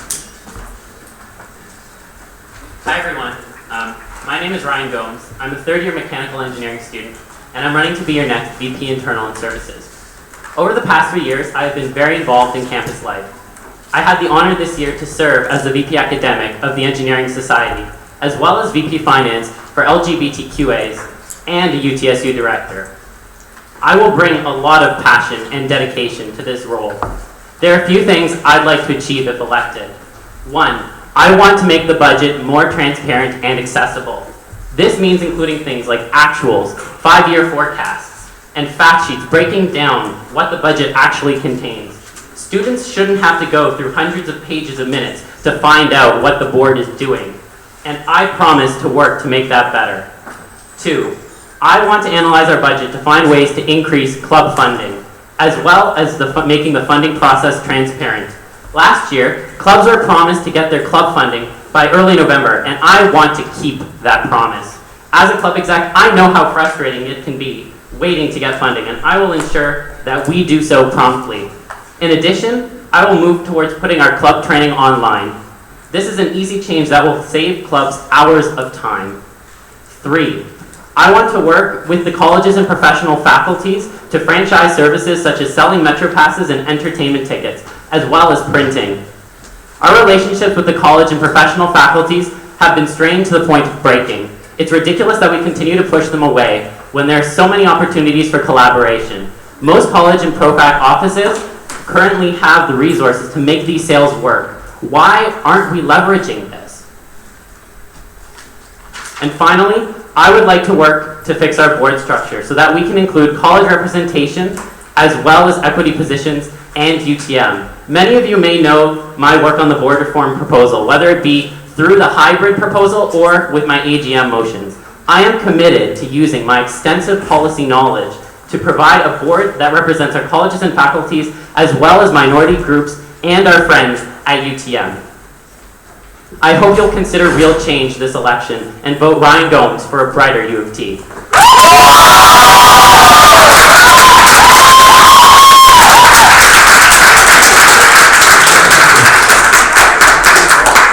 Turn the floor now to Grace. Whenever you're ready, you have 3 minutes. Hi, everyone. My name is Grace Slobodian, and I'm running to be your next VP Internal and Services with a team called Change U of T. I am a third-year English and professional writing student at the University of Toronto Mississauga campus. And I am one of the 2 exec candidates in this election that can proudly call U of T home and UTM home. I previously served as VP Campus Life of the UTMSU, and I currently serve as Vice President External of the University of Toronto Students' Union. I've been so lucky to represent students across the university on both platforms, and I am here to make sure that students are going to be represented at U of T and going to be represented by their Students' Union. I'm running for the UTSU because I'm sick of student voices being heard last at this institution. How is it that students can make up most of the university's budget, but U of T is unable to make classroom sizes smaller, but they're unable to create better mental health services on campus and even eliminate a few unfair fees for students? We need to make a change. When our clubs are the ones doing the work every day to build community at this university, but they lack space or resources that they need to actually do that work, or when our club executives have to pay out of pocket for audio and visual resources here at U of T. Meanwhile, it's sitting in the classroom and all you have to do is push a button. We need to make a change. When our students are working 2 to 3 jobs, pay ridiculously high tuition fees, or pay differential fees for professional programs and international student fees, and do not have an equal opportunity to get involved on campus or an equal right to education, we need to make a change. When students from UTM are made to feel like they are worth less than a St. George student. Sorry, I've experienced that. We need to make a change to make sure that we are all equal. My name is Grace, and along with a team called Change U of T, I'm here to represent all students. We need to make a change.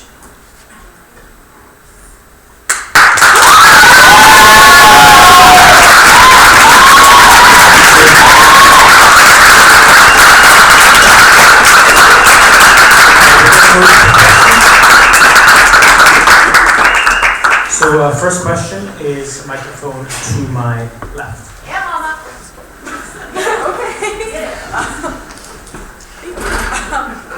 So, first off, thank you guys for both of your speeches. Both of them were fantastic. I'm Natalie. I had a quick question for both of you guys. Feel better, Grace? So the Vice President Internal and Services interacts with the different stakeholders of our union in the most significant way, I think, out of all of the Vice Presidents. So my question is twofold in that capacity. How do you intend to bring services to colleges and the professional faculties and UTM? You guys both mentioned that in your opening statements, so I'm kind of interested in the how of that. And the other thing, in terms of interacting with stakeholders in our union, as you guys may know, I was one of the chairs of the Joint Board Proposal meeting, and I'm particularly interested in how we're going to transition our union to the CNCA. So how have you worked to solve that issue, and how will you work to solve that issue? Thank you. So we're going to start with Grace and then move to Brian. Your response should be no more than 1.5 minutes. Grace, whenever you're ready.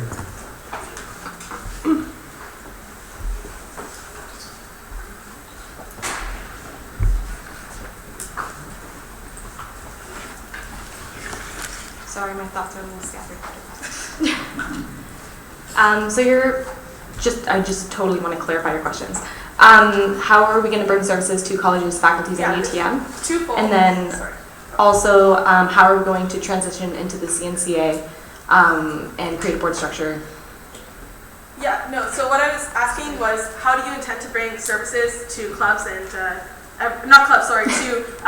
to colleges and ProFacs and everybody? And how have you and how will you work towards governance reform? Thank you. Okay, thanks. Thumbs up.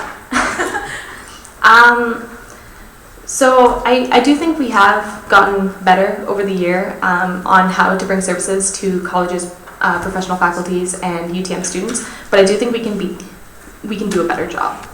I think that we need to be able to have these open conversations and actually leave the office and interact with students, whether it be engineering students or Trinity students or pharmacy students. But we need to bring the services to them. Because, I mean, the UTSU building is pretty tiny and kind of intimidating. Not every single student is going to feel comfortable coming in, but we need to take the initiative and actually go to those colleges and those professional faculties and go to UTM and make sure that we are bringing the services to them.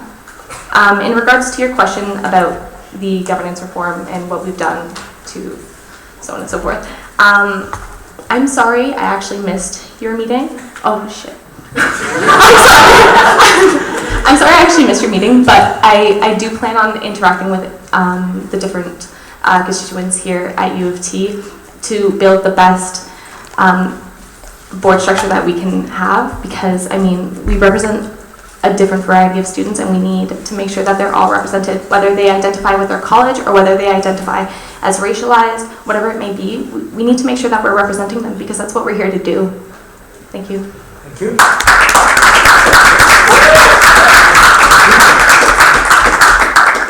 Ryan, no more than 1.5 minutes, please. Okay. So I'm going to address your second question first. I worked very closely with you on the joint board proposal, and I think that there are definitely a lot of productive conversations that came out of that meeting. I think that we can find a way that is legally feasible to have colleges, professional faculties, UTM, and marginalized groups on the board. I am fully committed to that. We have a process that we can use to go forward, and I'm committed to moving that forward as your next VP Internal and Services. In terms of working with colleges, it's kind of sad. I've been campaigning all over campus and at UTM, and there have been some places, such as engineering, where you talk to people about the UTSU elections and they go, what's the UTSU? I think that is honestly the first problem. The UTSU as an organization has stepped back in its role of interacting with colleges and professional faculties, and that's what leads to things like diverting representation referendums this year in NSOC. So what we need to do is we need to go to those communities, sit down, whether it be with them individually at the SGRT. We need to sit with them and say, how can we work with you? How can we bring our services to you, and how can we support you in your goals? Because if we are not supporting our colleges and professional faculties, we are not fulfilling our mandate as students union.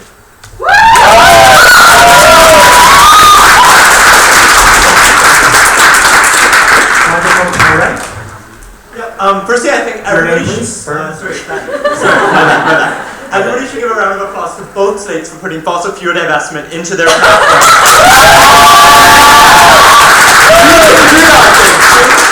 my question is, in your position, how will you work to make fossil fuel divestment happen at UT? Thank you. Ryan? So thank you for your question, Ben. As you know, I've worked with you quite closely. I came out to the divestment march.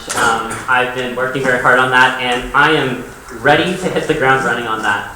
I want to work with our VPUA to push the administration to put it on the next governing council meeting agenda, because quite frankly, all the discussion has been bogged down in the ad hoc committee meetings, and we have not been able to accurately go and present what we want to see from admin. It's absolutely ridiculous, and the admin needs to come and speak to students and say, this is what students want. We want to divest from fossil fuels, and we want to divest from it gradually over 5 years.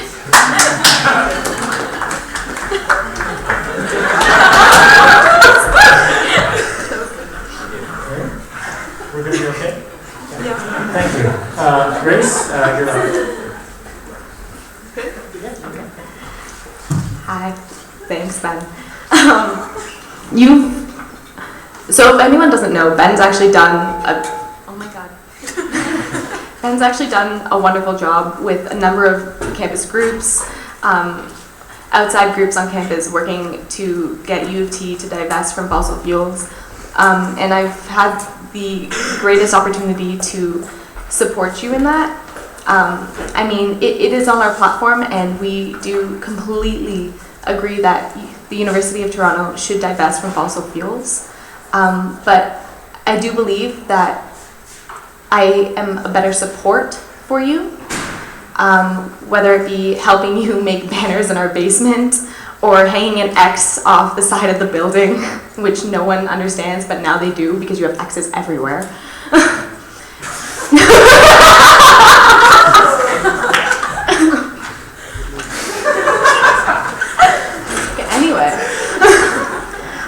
But I do think that we're able to support you in a number of ways, whether it be through funding, whether it be through making banners, whether it be through lending you our megaphones at a rally. But I do think that what we can do is every meeting that we have with administration, whether it be a provost meeting or a CAR meeting or a cost meeting, that we can bring it up. We can bug the administration until they actually give us an answer and give us what we want, which is to divest gradually over 5 years. It's the only one. Thank you.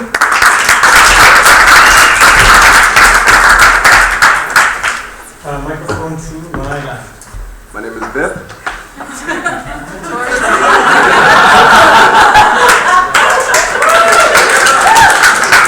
So as VP Internal, I know it's important to know like the budget from previous years. So I was looking, and in 2013 to 2014, $372,000 was budgeted. $372,000 was budgeted for salaries, benefits, and stipends, but the audited amount said $671,000. So is this common practice for the UTSU, and could you explain what was going on? Thank you. Grace, you're up first. Whenever you're ready, you have a minute and a half.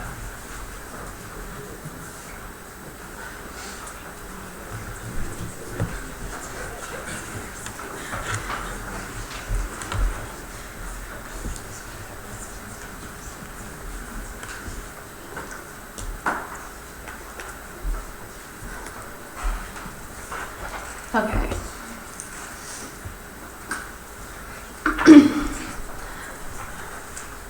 So your question is, just want to clarify, is that in the statements it's $372,000 for benefits and stipends, and then in the audited statements it's $671,000, right? And you're asking? Yeah, it's almost double. Mm-hmm. Thank you. I'm so lucky I can do math.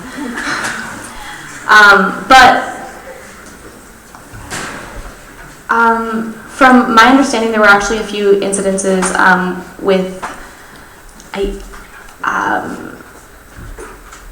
our staff who may have had to take a leave, or things may have happened and jobs may have gotten switched. I don't believe that I can necessarily go in detail because, I mean, they have a contract of confidentiality, and I don't necessarily know the extent of what had necessarily happened with that for staff. So, I mean, I can't necessarily answer that because it's confidentiality, I guess. Sorry. Thank you. Ryan, whenever you're ready. So thank you for asking that question, Viv. I might be getting my numbers a little off, but I've also been doing some looking at the budget, trying to read up on the UTSU. And I also noticed that in the budget it says we have around a $16,000 in surplus, and our audit says about around $27,000 in deficit. And I think both of these things come back to a core issue in my platform, and that's transparency. If things are changing, we need to tell our students why. If we're spending more money than what we say are in our budget, we have to tell them why. And we can do that by improving the communication to our student body. We need to allow for students to be able to readily access this information so that they can question it themselves, because at the end of the day, the students should be holding the executives accountable. So when things like this happen, there needs to be an explanation as to why.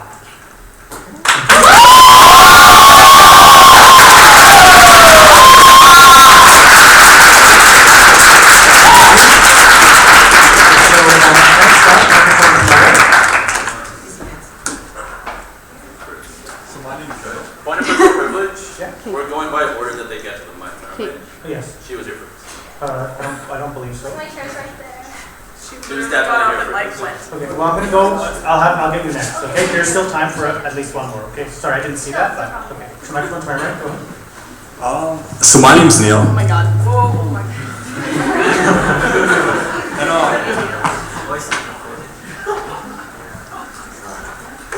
So I just wanted to ask a simple question about the TTC Metro Pass, and like, how do you plan to make that more accessible? Thank you. So we're gonna start with Ryan, whenever you're ready. So thanks for your question, Neil.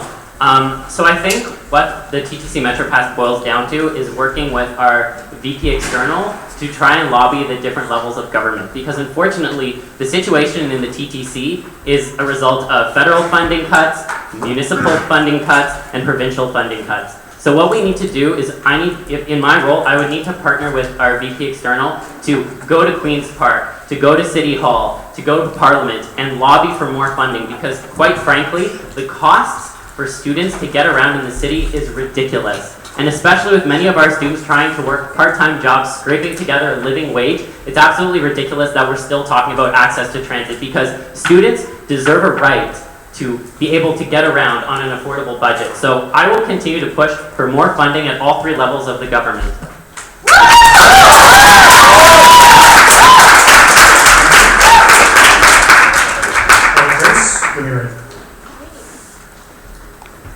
Thanks, Neil. Considering that the Metro Pass had just gone up, yes, we do need to make it more accessible, more affordable for students, because I mean, students are working all the time, right? We need to be able to be like, for instance, Ottawa has a U-Pass. Mississauga has a U-Pass. One of my platform points last year was to advocate for actually getting a TTC GTA U-Pass for students. And this year I've been working with TTC riders and helping them with their campaigns and how to do volunteer trainings and working on lobbying government officials to actually lower fees. Not just for students, but also for everyone. Because we need better transit in this freaking city. But yeah, I would like to continue that work, continue working with TTC riders alongside with the external, because that is the portfolios and yeah.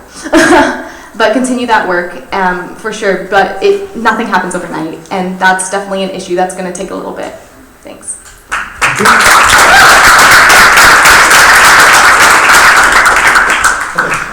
Final question, go ahead. Hi there, my name's Nish and I'm a first year student, and I have dealt with mental illness sometime at this university this year. And the reality is, while not every student deals with mental illness, every student has mental health, and that mental health is often made vulnerable in this university setting. And there have been many things said today about mental illness, and many people have said they would like to increase services, but I think the real issue here is that we have to change the services and change how the university administration and the student leaders deal with mental illness. So my question for you is, How are you going to change the system, or if you want to change the system, to make it so that the onus is not put on people who are vulnerable, and the onus is not put on people who are suffering, and the onus is instead put on people who are supposed to be taking care of us? So that's my question. Okay, thank you. Grace, you're up first. Whenever you're ready, you have a minute and a half. I like how you use the word change. We all want a brighter future. It made it funny. Anyway. Sorry, I'm a little tired. But I think something that's really interesting is that I had the pleasure of working with a number of groups on campus in a workshop called Beat the Blues. So this was a workshop for individuals who start feeling depressed in the winter, who start feeling more depressed in the winter. They may feel a bit more sluggish, they may not want to get out of bed, and this workshop helped students learn how to prevent that from happening. They learned that they can use light therapy or vitamin D or anything of that sort to help them. I think you're right, we do need to improve the service that we already have, but we also need to change our tactics and change the way that we approach this, because I think starting the dialogue is very important, but also doing workshops to help students in naturopathic ways is also very important, because it's not healthy to always be taking medication or to always be doing things of this sort, but I do think that starting a dialogue and having these kinds of workshops will definitely help or change up what has been going on right now. Thank you.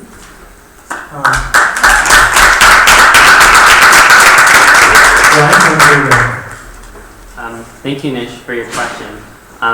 As some of you may know, I suffer from anxiety myself, and sometimes that has impeded my ability to work in student government. So I recognize that there is a lot of work we need to do in order to address mental health and the services that we deliver on this campus. In terms of what I had the chance to do this past year, I actually passed a motion when in NSHOC to hold a Mental Health Awareness Week, which was the first time ever, and it was a fantastic success. In terms of how services are delivered through this university, I think we need to start addressing the fact that CAPS is abysmal. It is awful, and it is not serving the students it's supposed to be. It's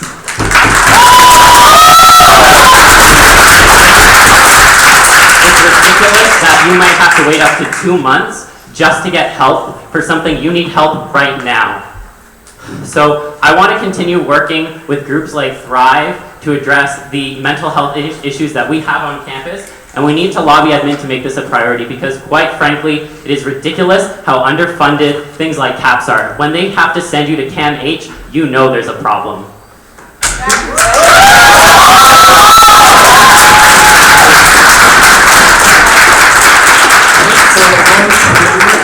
Now move to closing remarks. So, who went first? Last time? I went first. Okay, so Grace, you're up. You have no more than a minute for closing remarks. Hi everyone. My name is Grace, and I am running to be your next VP Internal and Services. But I think the dialogue that had just happened was actually phenomenal. Like, Ryan, you're fantastic. But I do want to acknowledge that, whatever does happen, it doesn't stop here. Whoever you vote for, you have to believe in that person, that they're actually going to make a change, that they're actually going to make U of T a better place. So I just want to encourage you all to vote, and since you're all here, I think that's a first step. But again, my name is Grace. I am running with a team called Change. And if you have any more questions, come ask me after the debate, please. Have a good day. Night.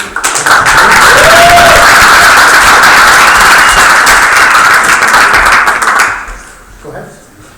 So I want to thank everyone who came out to the debate today. Honestly, it's just fantastic to see how many students actually care about student politics. And I want to thank everyone who asked both of us questions, fantastic questions.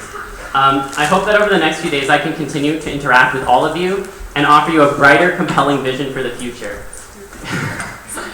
Regardless of the outcome of next week's vote, my team will continue to fight for your rights. But I really do feel that if we want to shift the dialogue on campus, we need to get some fresh faces in our Students' Union. On March 24th, 25th, and 26th, I hope you will vote for Ryan Gomes for VP Internal Services. Let's renew our students' union and repair relations with our colleges, profacts, clubs, UTMs, and undergrads. Let's end the divisiveness that's reigned over the past few years and build a union that we can all honestly be proud of. Let's create a brighter U of T together.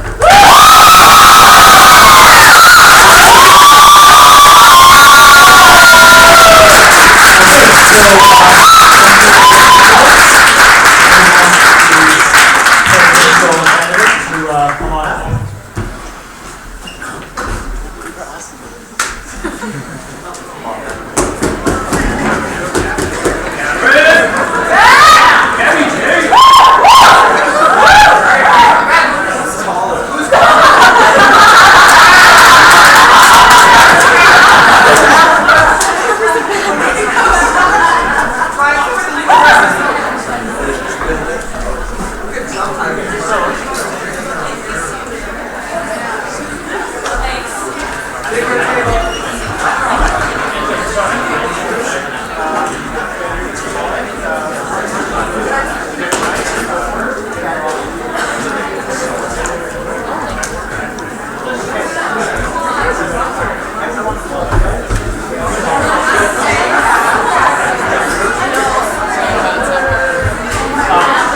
So if I can get some attention, please.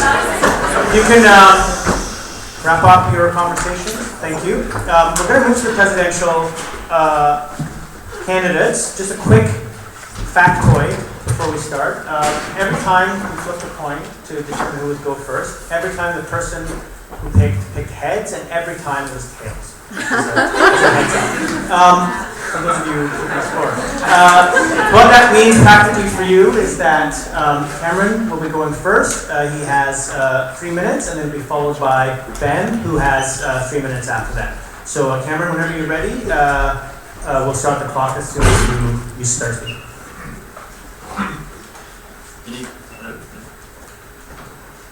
That one's a little low, it's weird. Okay. Good evening, friends. My name is Cameron Wathy, and I'm running to be your next president with Change U of T. For those of you who don't know, I'm from the island, from an island in the Caribbean called St. Martin.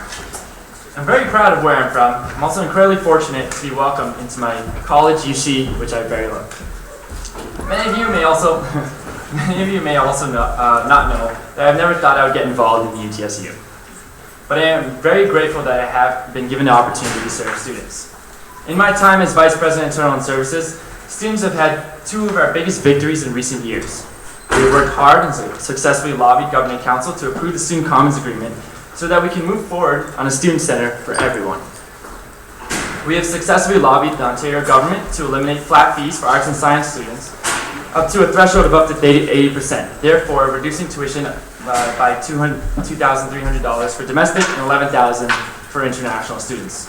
We have also improved UTSU services by providing more discounts and a new printer for students. We have improved our communication to our members through our listserv, to which we have finally gained access to this year. We have also rebranded the organization.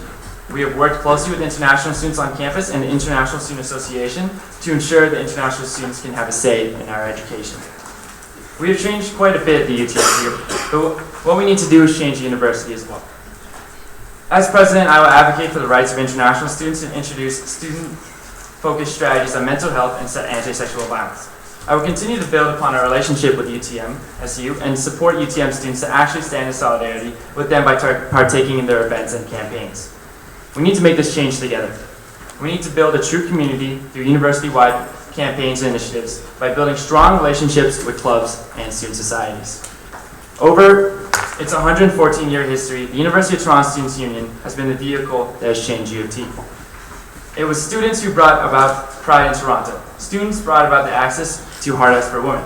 Students then demonstrated to ensure undergraduates could have access to robots. By putting students first, we can build a university for all. Together, we can change U of T. Thank you.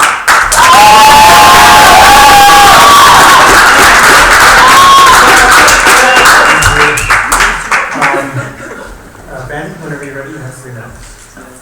Sorry, before you start, I'm going to say this now. Anyone who's lined up while people are speaking, I'm going to skip when we get to the speakers list. So feel free to wait till the speeches are done and then line up. It's also, I mean, it's not a contest. You'll all get to ask questions. Again, first time questions, but please just it's disrespectful to people who, when you have a question, see, otherwise you have a question ready to go before you even heard the speeches. At least let's have some decorum around that. That would be appreciated. Ben, whenever you're ready, speak. I'll see if it gets. Okay. Can you hear me? Good. Good. Hi, I'm Ben Coleman. I'm a fourth-year student from New College studying ecology and evolutionary biology, and I'm running with Team Brighter U of T to be your next president of the UTSU. This forum is an opportunity for me to listen to you, to your questions.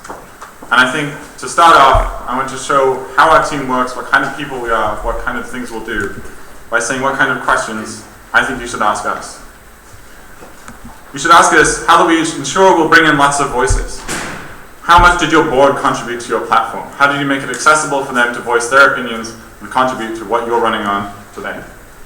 You should ask myself and Cameron, how do you engage apathetic voters? Do you go for positivity or intensity? How do you actively listen to students? What have you heard from students in the last week?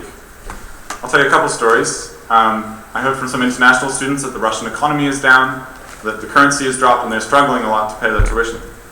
I went to an event with Sanya, she mentioned it, where I heard from some survivors of sexual violence, their experiences, and what the university needs to change. I've heard from students in Chem 139 labs that the TA strike has affected their labs and they don't really know what's going on because the professors aren't communicating properly. You should ask us, how we've ensured that our board can keep us accountable. We're running a slate, we're paying often for their posters. How have you made it so that they can always feel comfortable asking you questions? I've had a board candidate who's asked me a question every single day this week, and every time I thank him for it, because that's the kind of way you should have leaders. How will you achieve your platform? How do you make sure it's not just bullet points, not a wish list, but a plan to make some real change for students? How have you demonstrated in the past what you commit to in the future? You should ask me how many times as a student governor I've gone to UTM and met with their admin. How does your team function? How do the strengths and weaknesses come together to make a strong team? What has changed in the last year? What opinions of yours have changed? Why have they changed? When I ran for governing council, I ran on a platform that had voting for increasing tuition fees. 2 weeks ago at business board, I voted against increasing tuition fees. You should ask me why that opinion changed, why I thought about it and changed it.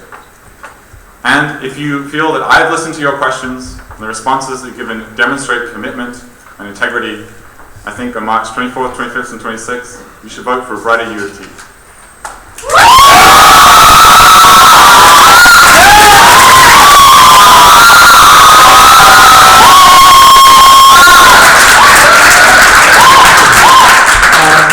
First question will be microphone to my left. No, that's to my right, to my left.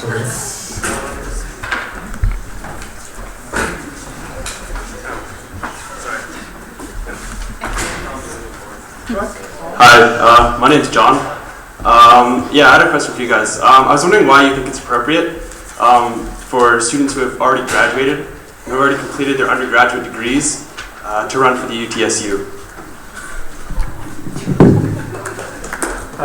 First up will be Ben.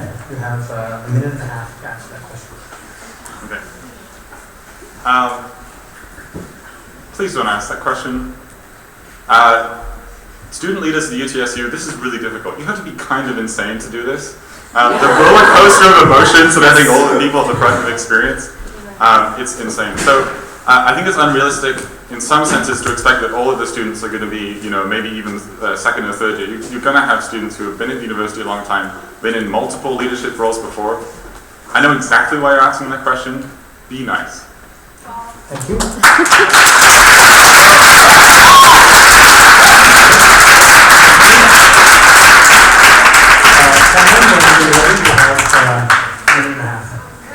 Well, I'm assuming that was for me, so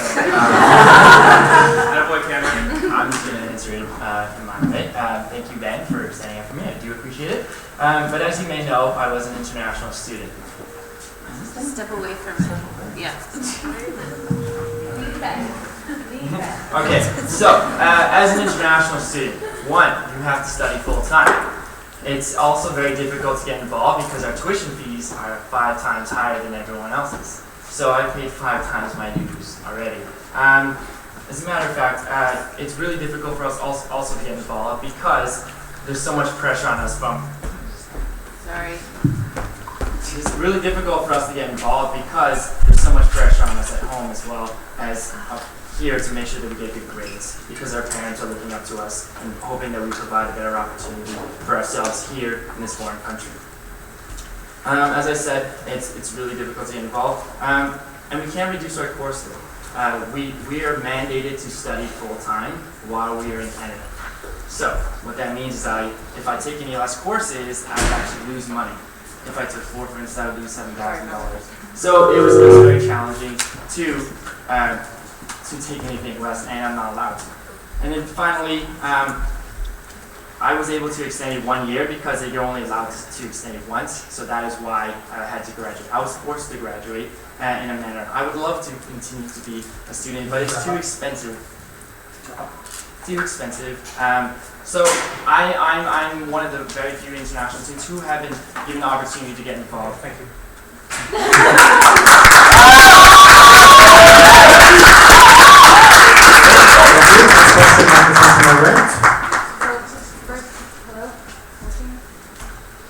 Hello?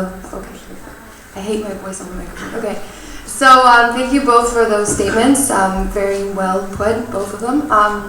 My question to you actually, more of starting off as a statement, but we actually very gratefully work together with clubs, student unions all over campus, and we actually earned the Student Commons this year, which I think definitely deserves a round of applause.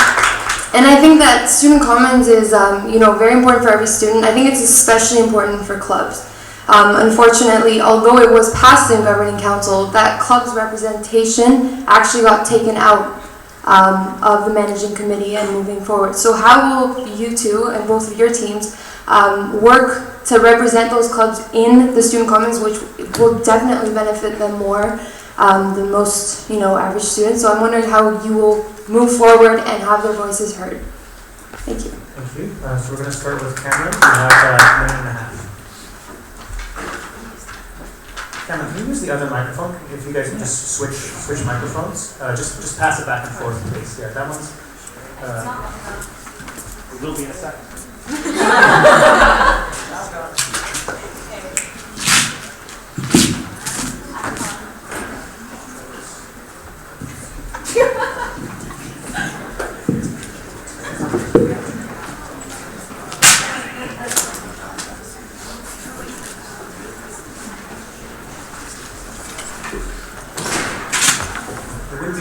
UTSU event without technical difficulties.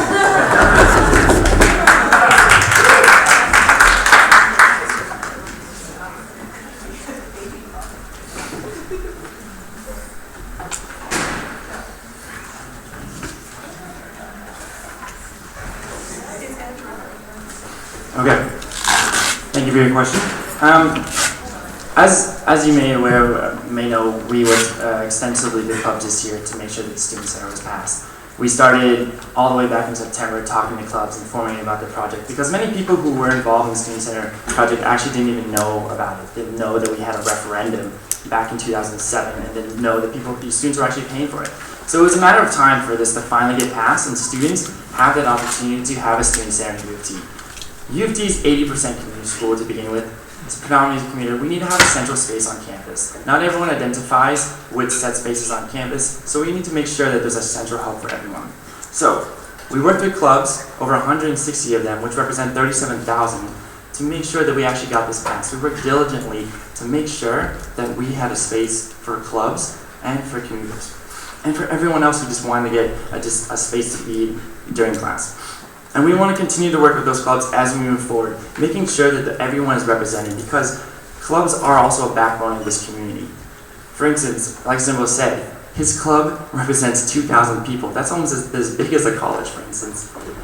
So we want to continue working with clubs, but working with everyone to ensure that this center provides a space for everyone. Thank you.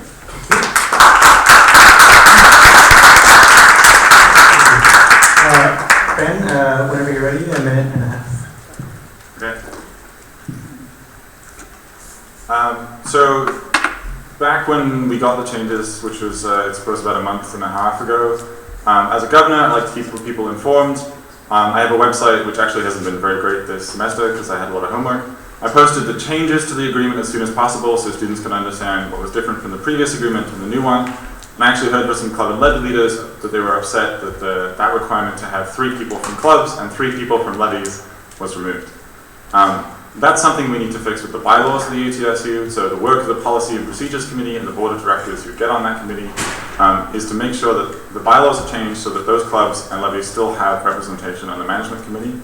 There are also other things that are important to do with the commons. I've already heard some feedback from engineers about the kind of workshop space, use of the elevator, ventilation, all that kind of thing.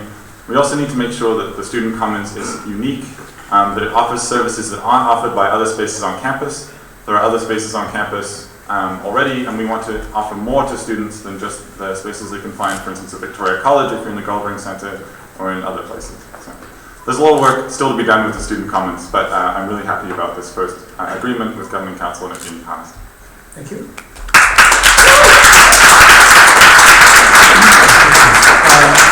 Microphone to my left. Hi. This is on, right? Okay. My name is Damon, and I'd like to start, by congratulating you both for being up there, because I'm standing here and I'm kind of nervous, so I have no idea how it would feel to be up there. And my question is, as a first-year commuter student, I come to campus every single day from over an hour and a half away. And over the course of the year, I've been deterred from many of the events that the UTSU has been organizing, simply because the problems that commuters face, the inherent difficulties that commuters face, especially from long distances, makes it difficult for us to attend these events. I realize that the Governing Council passed the student commons, but there needs to be more steps in the future. I want to know what those steps are. How will you ensure that commuter initiatives are given a higher priority, and in what specific ways can you destroy the barriers that commuters face? Thank you. Let's start with Ben. You have a minute and a half. Maximum. So I've been talking a lot about commuters, primarily because in my work in Governing Council, it's been very clear that U of T, if you look at the data, people spend a lot of time on transit, not so much time relaxing, decompressing, having social time. So it's important that commuters feel like part of the community at U of T. The UTSU has a large campus life budget. We run events. I think in addition to some of the big flashy events, the one-offs that we run, we should run the sort of thing that's weekly, regular, same time, same place. The kind of thing where you can see the same faces, make friends, and feel comfortable. There are lots of opportunities for us to work with other groups to do that. There are a lot of off-campus groups and commuter dons that already run good weekly events.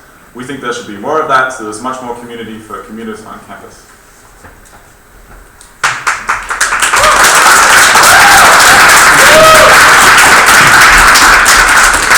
And Cameron, whenever you're ready, a minute and a half maximum. Thank you. Damon, right? Yeah. Okay. Thank you. As you are aware of, UC has an excellent community. Yeah. I know because they have the CSC. And that space is just a wonderful space for commuters to go to, but not every single place on campus has that. Making sure that we, that what the colleges have done, for instance, having those set spaces is excellent, and working on making sure that those spaces are used. Having more, like Ben even said, I was actually going to say this, but acknowledging the Commuter Appreciation Week, acknowledging continuous weeks like that, making sure that commuters are often talked to. If you talk to a commuter on a daily basis, sometimes they'll be like the first person you talk to all week. If you go to Sid Smith, they're like, "Oh, you're talking to me?" and they get really shy. That's some of the experiences I've been as on the campaign trail. So making sure that those commuters feel at home through those set spaces that the colleges have already in place, but also making sure that we're utilizing the clubs. The clubs have a lot of events as well, but also making sure that the events are held earlier, because considering the fact that commuters take a long time to commute, having those events earlier in the day, such as prior to before 6 p.m., would also be excellent. So, thank you.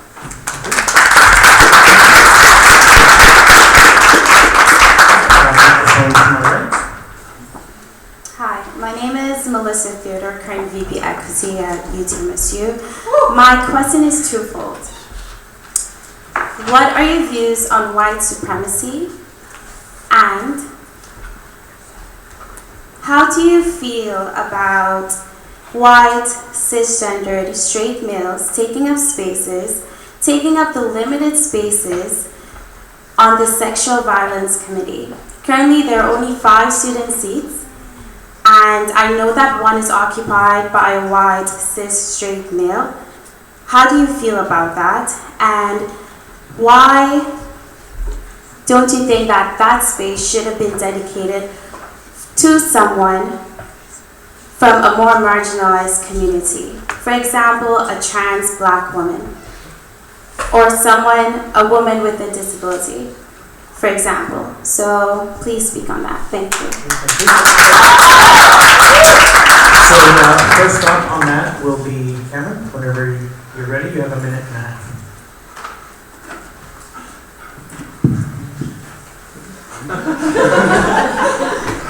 Okay, so I think we can both acknowledge that we're both two white males standing up here, able-bodied males. I can't identify exactly what Ben identifies as, but I can say that as a cisgendered male, straight. I think that university privileges us over other communities.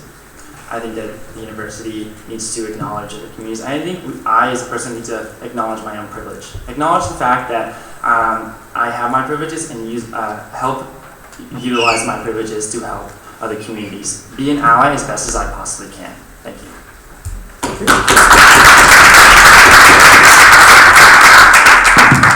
Ben, no more than a minute and a half, please. Thank you for your question. I'm really glad you asked.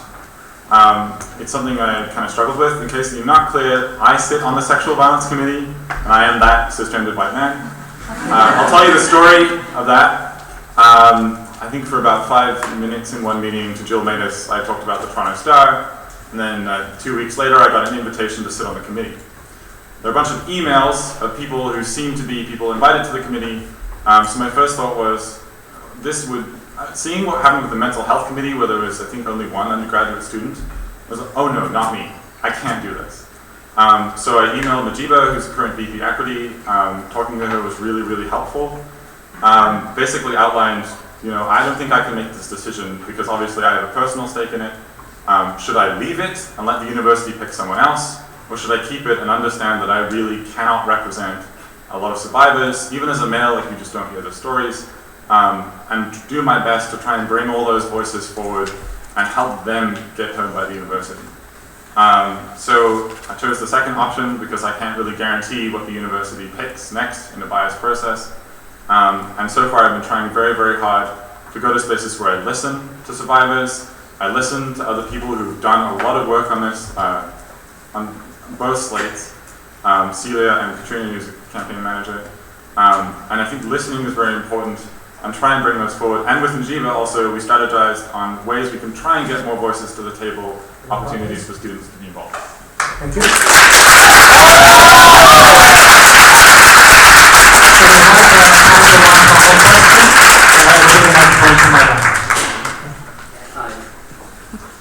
My name is also Jamal. As you both know, I'm known as AJ.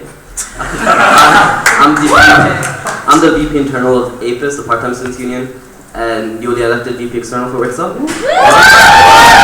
And also previous governor. This question fits both of you perfectly. It is about the international students and their voice not being at the table at governing council. What active steps could you both take as president to ensure that those voices can actually be heard and be represented at the table at governing council? Thank you. Ben, you're up first. Thanks, AJ. First of all, I want to acknowledge that I haven't been a primary supporter of a lot of international initiatives. I see other great student leaders around me who've done good work. I know amongst governors, we try and make sure that we focus on different issues so everything gets covered. I want to thank Susan Froome for her great work as a governor in bringing that issue forward. The university has told us for about 2 years, oh, we keep working on it, oh, we keep working on it, the story changes a bit. I think the important thing is to always have a backup plan. And I think supporting things like students who are looking for a court challenge to get on governing council, supporting international students in the process, which is not really a very good process of getting on the co-opted, so that's when you got an academic board, a university affairs board, and basically the admin appoints you. And then also working with groups like INSA, who are doing a lot of great work in bringing the issues of international students forward, listening to them, and helping that get to Governing Council as well in the meantime, until there are full representatives who can be international students on Governing Council. Thank you.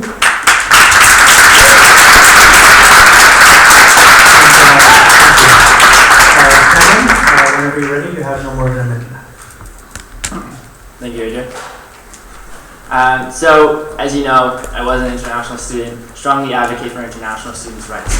At the beginning of the year, this is something that I started to pressure the administration on. I also brought up the fact that we don't have access to OHIP, and I'm steadily working on this. I helped INSA found their club and make sure that their voice is continuously heard. I continuously brought them to meetings with the chair of Governing Council to make sure that their voice is heard, and they heard from the chair that they can't sit on their own Governing Council, yet they can vote. Bit hypocritical. So, I've been working with INSA, and our team is committed to working with INSA. We have all these groups and that we want to work with, as well as the fact that we have a broad range of international students on our board. One thing that I want to say is that we have brought this to the chair, and she has stated, like Ben said, that, oh, it'll happen, it'll happen, it'll happen. We need to prioritize this. We need to make sure that international students are prioritized, because our tuition keeps going up and our enrollment keeps going up as well. If this isn't taken care of, then we're going to be paying 6, 7, 8 times before the next generation comes here, because it's out of control right now, and we need to address this. And we need to continuously lobby the chair. We've been lobbying her, but we need to put more pressure on her and the Governing Council, because she said this is a priority, so make it a priority. I'm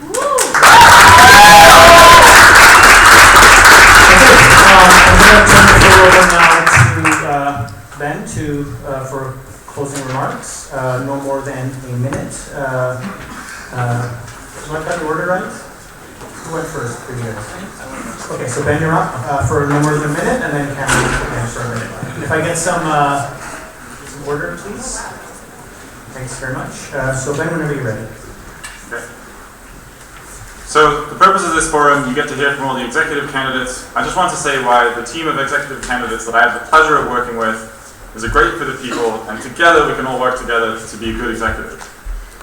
I can be a little intimidating and intense. I'm a very tall person, I walk softly, and I actually scare people a lot just because I'm not very loud when I walk. I'm glad that I have someone like Jasmine Denike, our candidate for VP External, who is always going to be that person everyone always feels comfortable going up to. These are crap, they're not crap. I can be too compromising. I'm glad that I have someone who doesn't take any bull crap, like Bear, and speaks her mind, who makes sure that I don't do that. I'm an arts and science student. I don't really understand the life of Profax. I haven't lived it. I'm glad that we have an engineer on the team, Ryan Gomes. I'm really glad that you're here. I also have a lot of privilege, a mountain of privilege, and I'm still ignorant about a lot of things. I'm glad that I have someone like Sanya, who's an experienced and dedicated activist, who can keep me in check and call me out.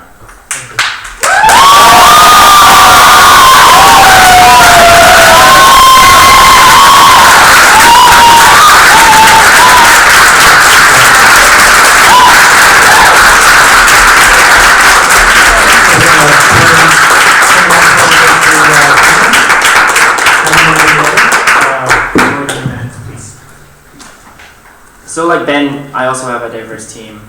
I have a very diverse team. From the fact that we have people such as Zimbo, who is international and represents a club who has 2,000 members, as well as 230 executives. I have Grace, who's from UTM, who has worked on both campuses, from campus life to working as a VP external this year. And we have the amazing Frishta, who is phenomenal when it comes to spoken word. And then we finally have Agape, who's also from a club.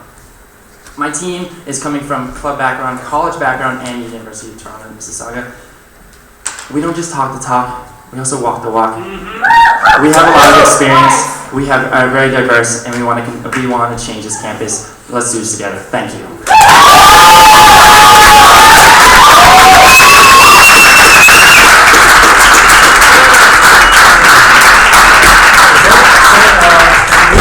So before you all go, I just want to take a moment to thank all the candidates for putting themselves up here. It's not an easy thing to do.